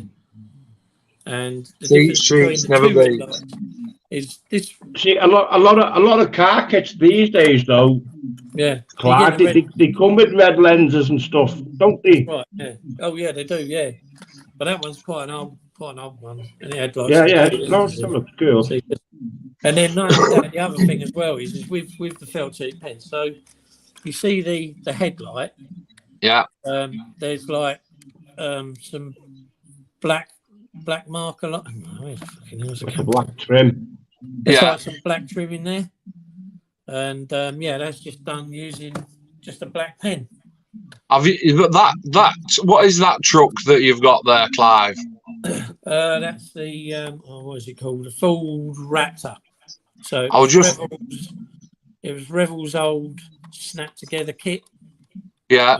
Not very cheap old thing. It doesn't have decals, it has stickers. So I'm just wondering if it's been anywhere near Liverpool, because I'm sure I've seen one at Wales is missing. Yeah, it's not now. I'll just put it back on. Not only that, I built the roof rack, so it doesn't come with that. It just comes with the truck. So I've had to put the bull bar on the front, the roof rack, and there was a winch on it, but I've taken it off at the moment. Cool. And you know, but it's just a nice standard. It's a kid's toy, really. Easy to go up kit. Yeah. Come on, then. No fuss. Come on, moving on. Well, Vallejo thick mud. Graham, let's start with you. No. Graham? Yeah. Have you got it? No, I ain't got none of that. neither do I, but I don't need it, Mark. You don't really just drop one. The thing is, Mark, you don't really need that kind of thing, because if you mix your pigments right, you can make mud. Cool, right, okay, so lesson learned there for me. Yeah, you don't need to go out and buy that. If you mix it right, you can make mud. Clive? Even cheaper way of doing it, yeah. So go out to your garden and like fucking dig a little bit of your vegetable patch up. I've already tried that, and real mud doesn't quite work. But what you can do is go to any one of those Wilco's, Tesco's, you name it. Get yourself a talcum powder. Oh, plain has he disappeared? Packet of pastels. Yeah, plain talc. A couple of drops of mud paint. Bit of thinners. There you go. What's a bottle Happy of days. £1? You go to a pound shop, you get talc for £1. You get a big bottle. Cool. That's it. Okay. Otherwise Okay. So let's go on to if I can just pinch that off my rack without knocking everything I'll off. just say no, Mark, before you ask me. Oh, bless your cotton socks. You can see David's put a comment up there saying Posca pens are good also. Acrylic great for detail painting if you get the fine tip ones. I think we did have a discussion on that on live stream a couple of weeks ago. So you can see what I'm holding up there. In my opinion, look at Graham. In my opinion, airbrush beautiful, great colour range, AK's extreme metal. Discuss. Doesn't come off on your fingers. Did you say it does or it doesn't? No, it doesn't. It does come off, but that stuff, when I've used that stuff, I've not had much in the way of much. I did an Airfix 48 Mustang, the blue nose job, and I painted all of that in the what's his name? Not that stuff that he's got there, but one that you got in the AK Interactive. Sprayed it all on. Amazing job. Great finish. No residue. But go on. These are good as well. Mr. Metal Colour, I have used that in the past and I'm certainly not going to knock it. So the difference being with this one and this one, wherever it is. What's Paul got there? That one you can't polish. That one you can. All right, okay. Come off on your fingers. Right, okay. Graham, in fact, Paul, let's go to Paul. Paul, metal Meg. I'm all Meg, metal colours. Right, so what are you trying to sell it to me then, son? Sell it to me. Well, basically, it's really good for engines and stuff. It's, exhausts, you know. It's just you got like your brass and your copper, matte aluminium, you know, your gunmetal, burnt iron, old rust, warhead metallic blue, which is good. That's good for when you're trying to do like your blue streak and exhaust and stuff. Same with the bluish titanium. Yeah. Really good, you know, polished metal, gunmetal, silver. Yeah, the ammo make stuff's good enough for me. I mean, like, I'll get more colours of that as I need it. Yeah. But that, if you're doing an actual bare metal aircraft, that's what you want. What's that Graham holding up here, look? I've got something, look, Matt. Hey! Leo. A jar of water. No, they're good enough. I've used them. I'm not very good at this video, like. You're all right, mate. You're doing just fine. David says ammo rebranded Alclad. We're going to get onto that in a minute because do you know what? I'm still faffing about with my chuffing screen now. So, Paul, the entire reason that we are chatting tonight is because of this bottle of gloss. So, this is an absolutely brilliant gloss. I don't know about anybody else, but let's just touch on the fact that gloss and matte coats are an absolute minefield of pulling your hair out because it either spits and spatters, it leaves marks on your model, it doesn't look like, you know, when we're all sat on us Tods and we're watching all these great YouTubers that's spraying gloss and one thing or another, and they're pouring it down as thick as a bloody Shagmeister rug, and then when we come to do it, it's blotchy, it's patchy, it spits like shit. Clive, what is your go-to gloss?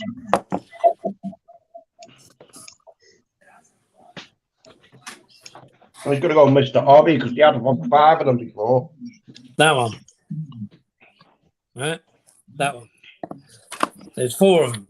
So you get all different. So you get, you know, matte. These ones are gloss. Right. And that one's gloss. So can I just ask Clive then, have you ever used this, Clive? Not that one.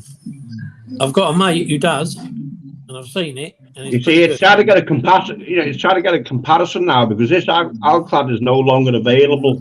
No, that's right. Yeah. So it's like trying to. Well, could you really recommend the Mr. Hobby gloss coats?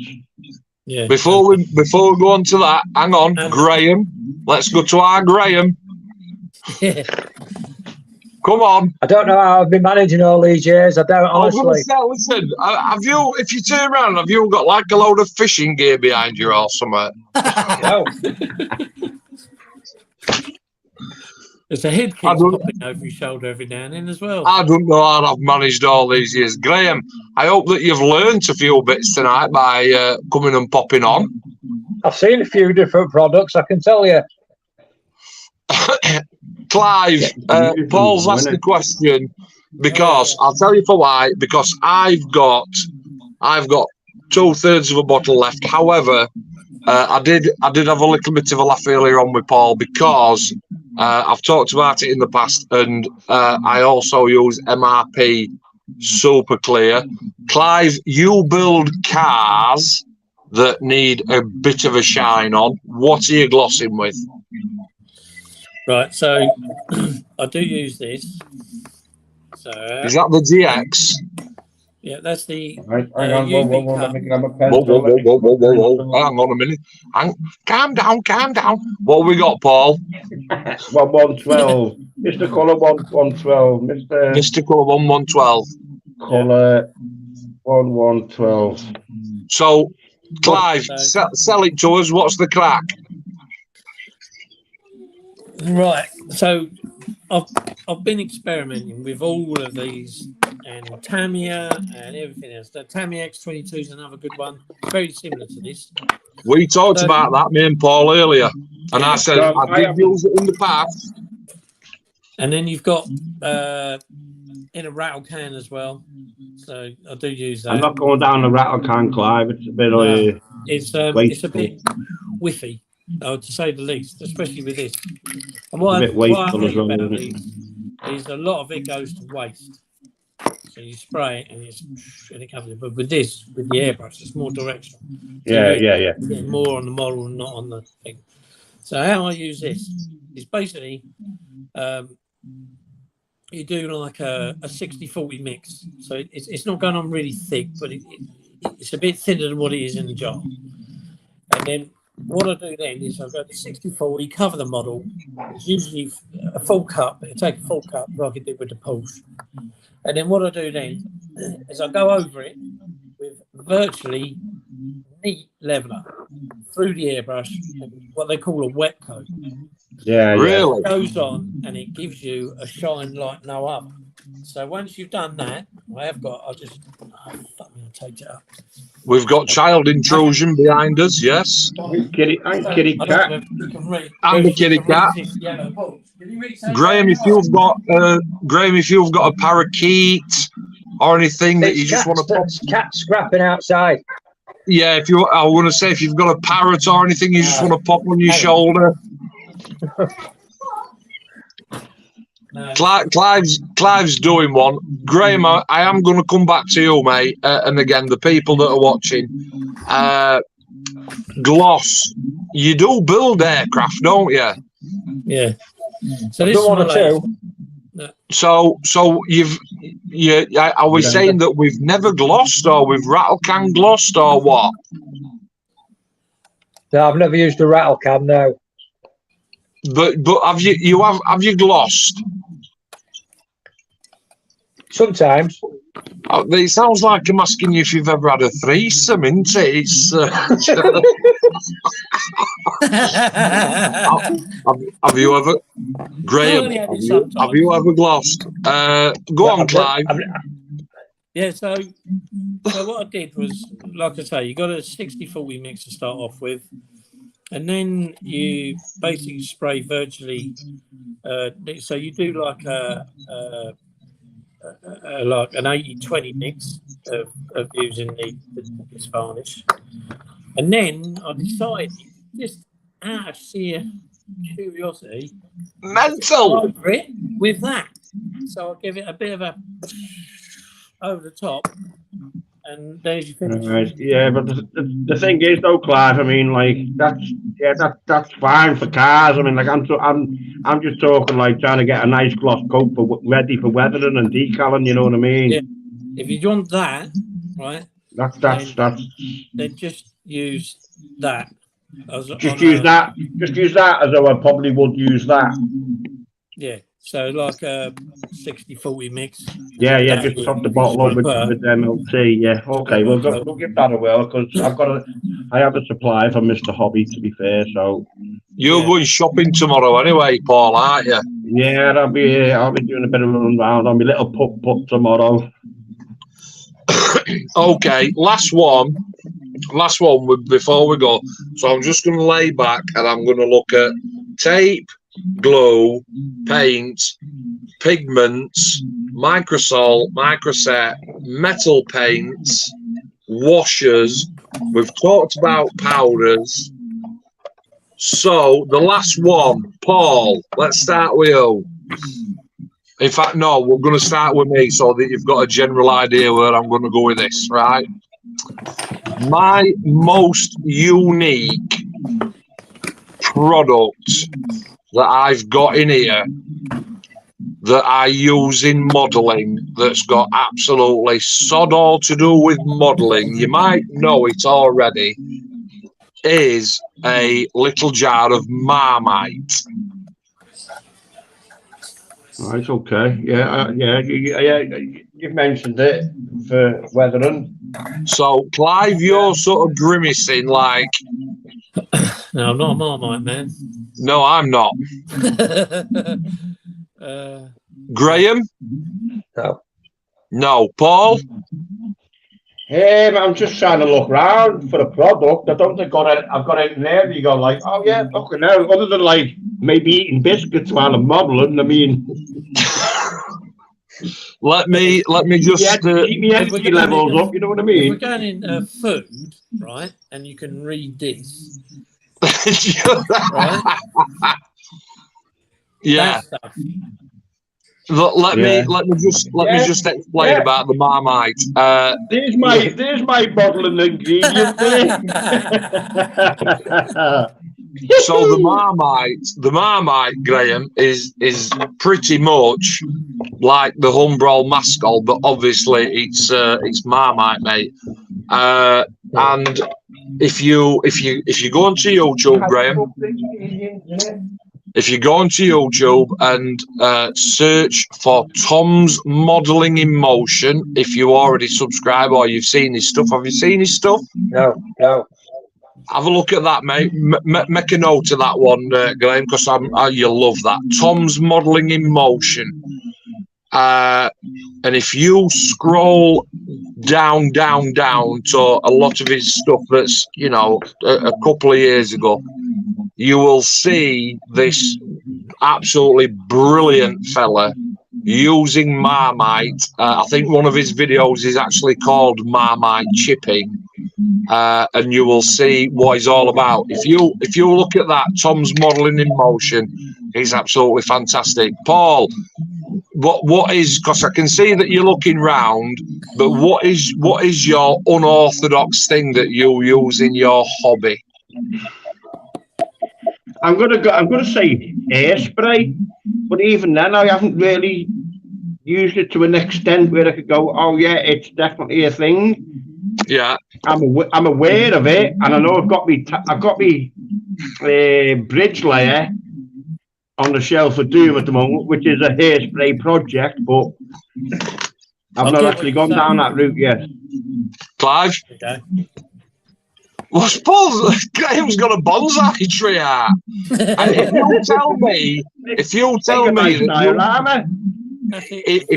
me that you cut sprigs of that off and dip it in paint and use it for modelling, I use hairspray for this. Making bonsai trees. I mean, I suppose another thing would be, Mark, you might be familiar. For instance, like O-rings. Yes, so familiar. If you got a crap load of ordnance. Yeah, 1,500 pound bombs and stuff. Snake eyes and stuff. Yeah, you paint your tip yellow. You throw an O-ring on it and then paint it green. You get your yellow stripe. Let's just whoa. Let's have a minute here. Let's just define painting, because Graham, we've got to account for everybody here. Graham is a paintbrusher at the minute, and it wouldn't necessarily have the same effect. Paintbrush to airbrush. You're talking specifically about airbrushing there, Paul. Yes, but yeah. So I don't see why you probably get a bit of seepage if you. So basically, then, what we're talking about here is, if that's obviously your bomb, then you would airbrush the front of it yellow, slip an O-ring over it so that it's there and it covers and it still exposes, and then once you paint it all in the green, let it dry, roll that O-ring off, and it will leave the yellow band. You'd have your yellow stripe. I have done that on ordnance for a 1 in 32 Revel F4, which is absolutely laden to the back, knackers full of armament, and it was absolutely brilliant. Clive, what is your unorthodox tool or thing that you use in your hobby? I mean, too many to mention, really. I do a lot of experimenting, so I'm surprised nobody said I use our lass's old makeup powder brush, that kind of thing. yeah, I did have that. Well, actually, well, now you mentioned it. Yeah, but only for like undusting them. Graham's joining the club there, look, mate. Absolutely. I've actually got something. Woohoo. Something I haven't got. Right. I only use mine for dusting the models. Yeah, the old. Clive, what's that? Well, yeah. But that got mentioned earlier. I mean, like their eye makeup on. with the Tamiya powders. I mean, Pastels. You know what I mean? That got mentioned earlier with Graham's Tamiya powders. I mean, so I don't think mine counts. Yeah, cool. Graham's got them as well, look. Yeah. And the little dusting pad. Yeah, the old whatever you call them things, blusher brush, isn't it? Whatever you call them. Yeah, we're all. I'll tell you what, Christ, that. Oh, you know the scissors. Not for another one. Yeah, box standard that. Little nail scissors. These things. The old nail clippers. Sometimes they're good for just. I've come up with something. I've got something. Task things for bloody tank aerials. Happy days. Oh, but tank David, I do remember as a child. Here's one for you. As a child, you get your piece of polystyrene and you'd put a lighter to it, and it gave great bloody smoky smoke effects, but it'd probably fucking kill you these days. Yes, absolutely.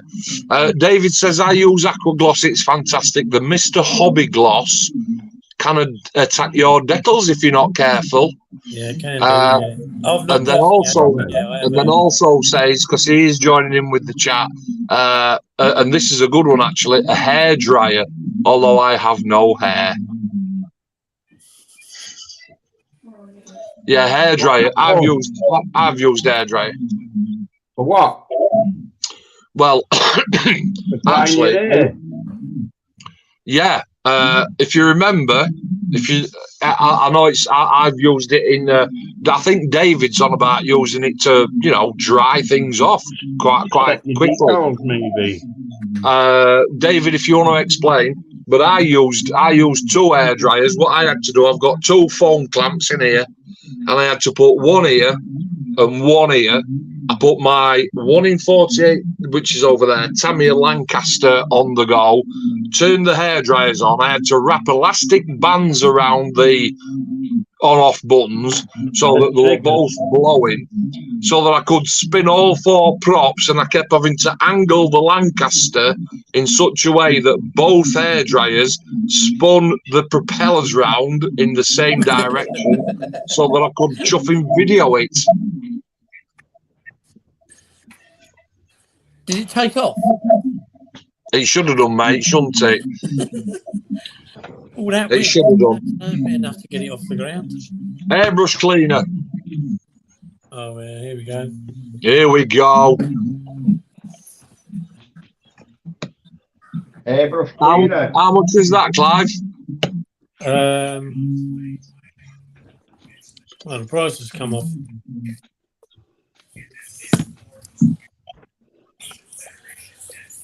No, nothing on that one. I use that if I'm Tamiya paint. I use that with me Vallejo's. Okay, Clive. About 10, I think. This is about 10, 11 quid. And how much liquid's in there? Because I think that this is the same size bottle. So is it a 400? Yeah, it's got to be. I mean, it's all in Japanese, but yeah. Well, this is 400 mil, and I paid about 13 quid for that, maybe maybe 15 quid even about 2 weeks ago. Yeah. I use that one because it cleans out my airbrush unbelievably. It works with Tamiya. I've not tried it with Vallejo. It works with Tamiya Lacquer, and MRP, and AK Interactive Extreme Metal. I absolutely swear by that. So much so that when I went to the hobby shop the other day, obviously I rung before I made the journey. I spoke to Andy down at the shop. Andy, have you got any AK-470? He said, I've got 6 bottles. I went, put 3 for me to one side because I'm on my way. I will definitely be picking some more of that up at Bolton. I swear by that stuff. It's absolutely brilliant. What's that MLT you've got then, Paul? Mr. Leveling Thinner, is that what that is? Yeah, that's what I use. But if I've used paint, I put that through the airbrush to clean it. If I've used my Vallejo paint, I use Vallejo's cleaner. Cool. I must admit, I think that cost me, that's like at a 200 milliliter bottle, that does cost me about 12 quid. Remember you were saying before, Mark, about it being expensive. Yeah, it's the only reason that I won't do it. Before we go, because we're on 1 hour 55, thanks for everybody that's been watching and leaving comments. Graham, what are you building at the minute? Let's go around the room.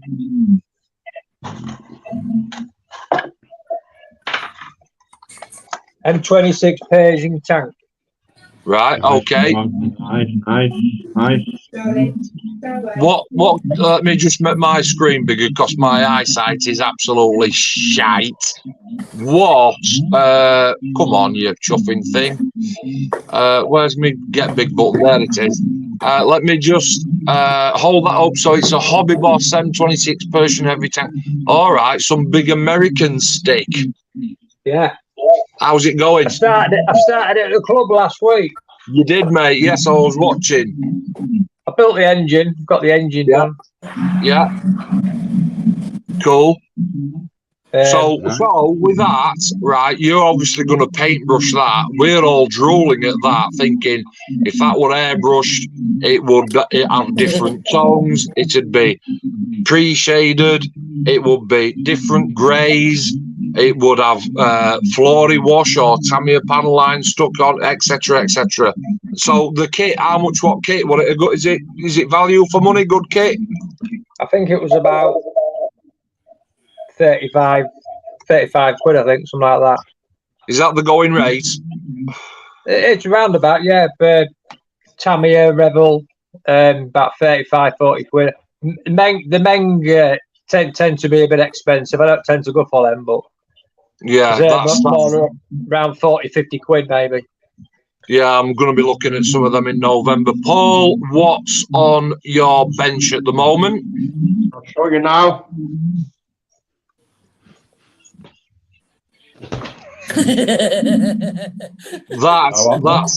That's a standing joke that Paul has with me every time I say to Paul, because me and Paul talk every day, Paul, more or less. Pretty much, mate, yeah. Pretty much. And I'll say, what are you building, Paul? And he'll say, I'm not telling you. And he never tells me. I'll just put a bit more of this together, and Clive will go, oh, it's one of them. Go on. Clive will know this. I might know it now. I'm a fully seasoned armour builder. No, you're not. Let's see if we can get this to stay on. Clive will go, oh, yeah, it's one of them. Let me have a look. See if I can guess. See if I can guess before anybody else.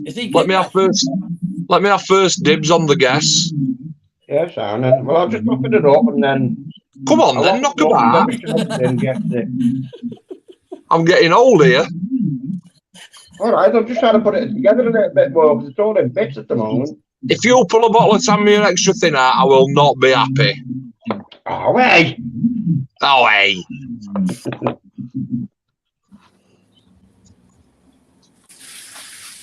Turn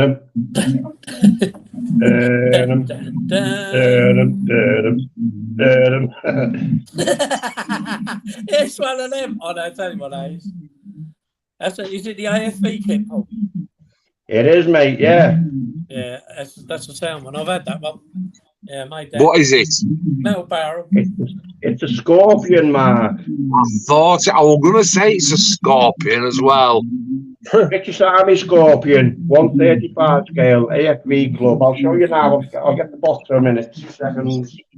Go on then. Any good? Yeah. Yeah, Nice, mate. Clive, have you done that kit? Yeah, twice. Oh. Yeah, there is. Yeah. They did that one, a white version, and then I think there was a pinky, but I'm not sure. Yeah. There's done by someone else. Yeah. Well, I've obviously gone for the United Nations version. Yeah. White. Yeah, that's a sweet little kid. Cool. And Clive, round to you before we get to me. Right. Well, if anybody has watched my channel, you do realise that I build sometimes more than one kit. Yeah, we do, mate. We know. Nigel's commented on that me builds fast. So basically, that one for one.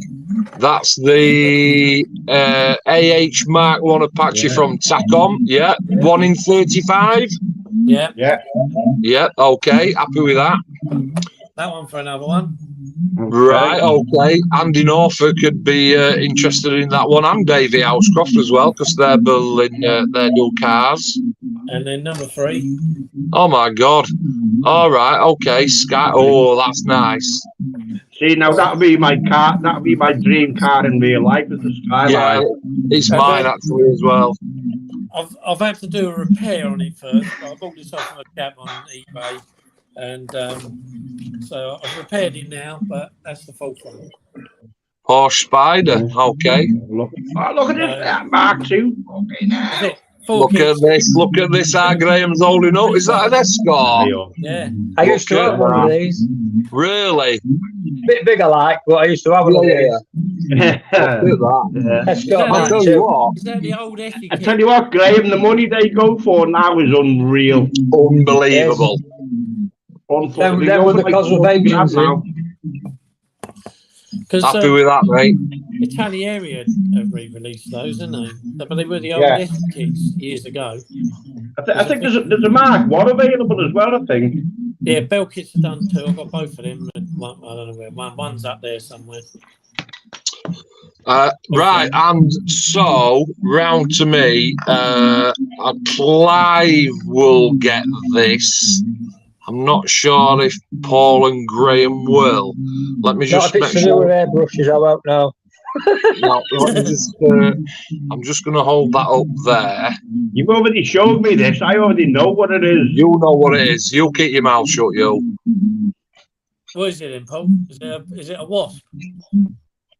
Right, hang on. He's not saying anything. I think I know what it is. So if I do that,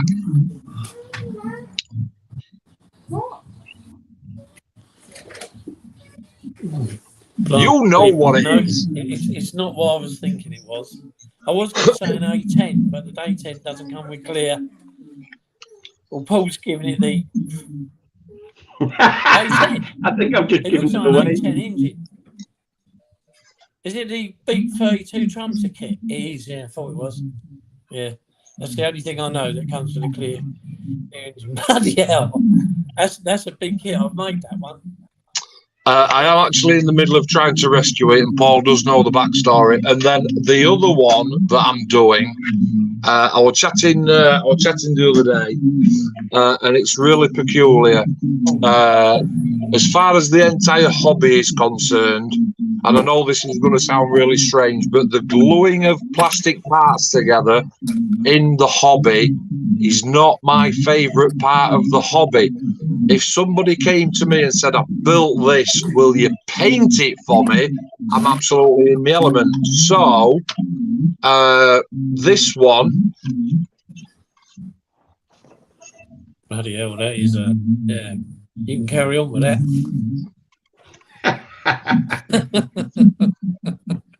Is he German? Go on. What is it? That's one of them ankles. Look at the size of that bloody thing. What's it? It's 48, isn't it? It's actually a 32 scale. 32. HE, Paul?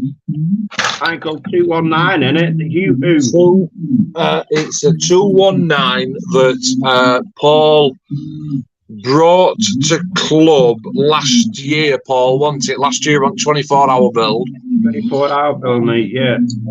We do every year. We down at club we do a 24-hour charity build, and we try and raise money for a local charity or a national charity. We've done cancer research. We've done the local food bank. We've just finished doing one for the cadets. The biggest one we did was for Models for Heroes. That was last year. We raised £3,568 for Models for Heroes by doing a 24-hour build. Paul brought the Heinkel down and said, build that in 24 hours. We looked at it and went, nah, that's not happening. And it's literally been. That was the year of the Enterprise, Mark, wasn't it? It was, mate, yeah. And that's been sat up here for God knows how long. Again, people who regularly watch my broadcasting shit know that I haven't got a stash. I've got a very absorbent 2 kids and a missus that empty my wallet. So me and Mark Lid, and I said that very tongue-in-cheek, Mark built it, if I'm absolutely honest, but he said to me, can I go and paint it? So because painting's my thing, I'm going to paint it. Simple as that. Okay. Clive, thanks for joining us. Your first live stream. You been all right? Yeah. Actually, quite enjoyed it. Something I had thought about doing one myself on my own channel, but I don't know how they all go. I don't know how they really work, so that's why I've not really done it. Dead easy, mate. I'll talk you through it after. Paul, you've got your finger up there. Can I just say, Clive's an absolutely ideal candidate for a star from afar. Absolutely, I think you're quite right there.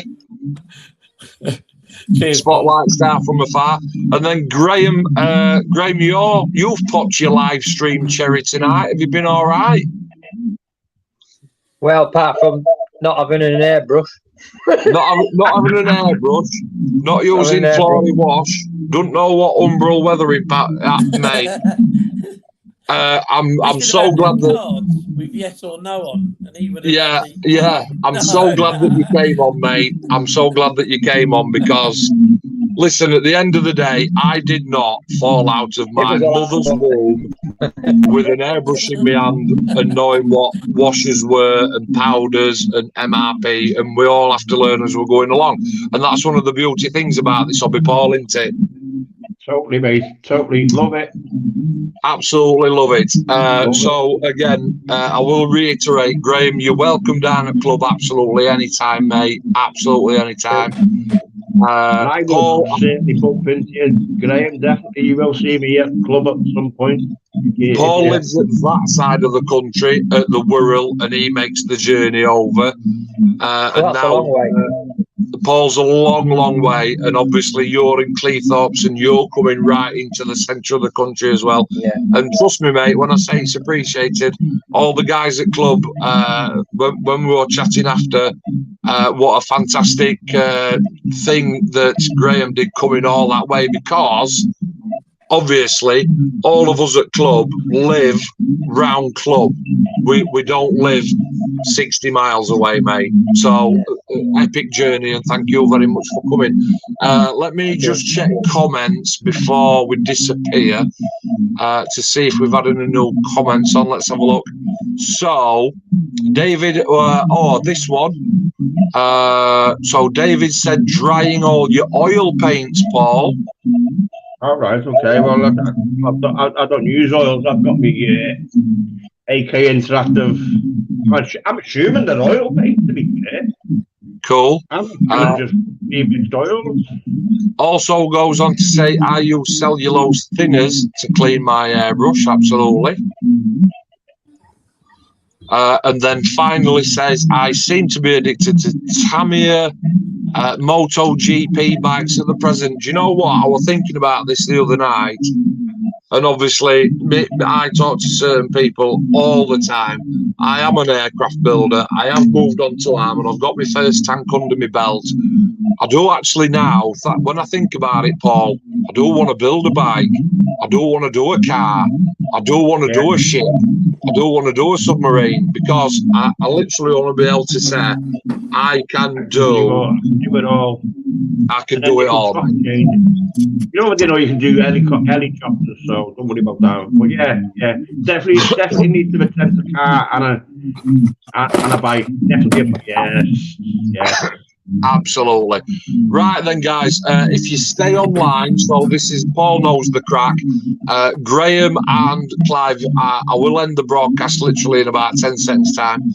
Just don't go anywhere, don't press the leave studio button, and we shall catch up. Thanks to absolutely everybody that's been watching. David, much appreciated to you.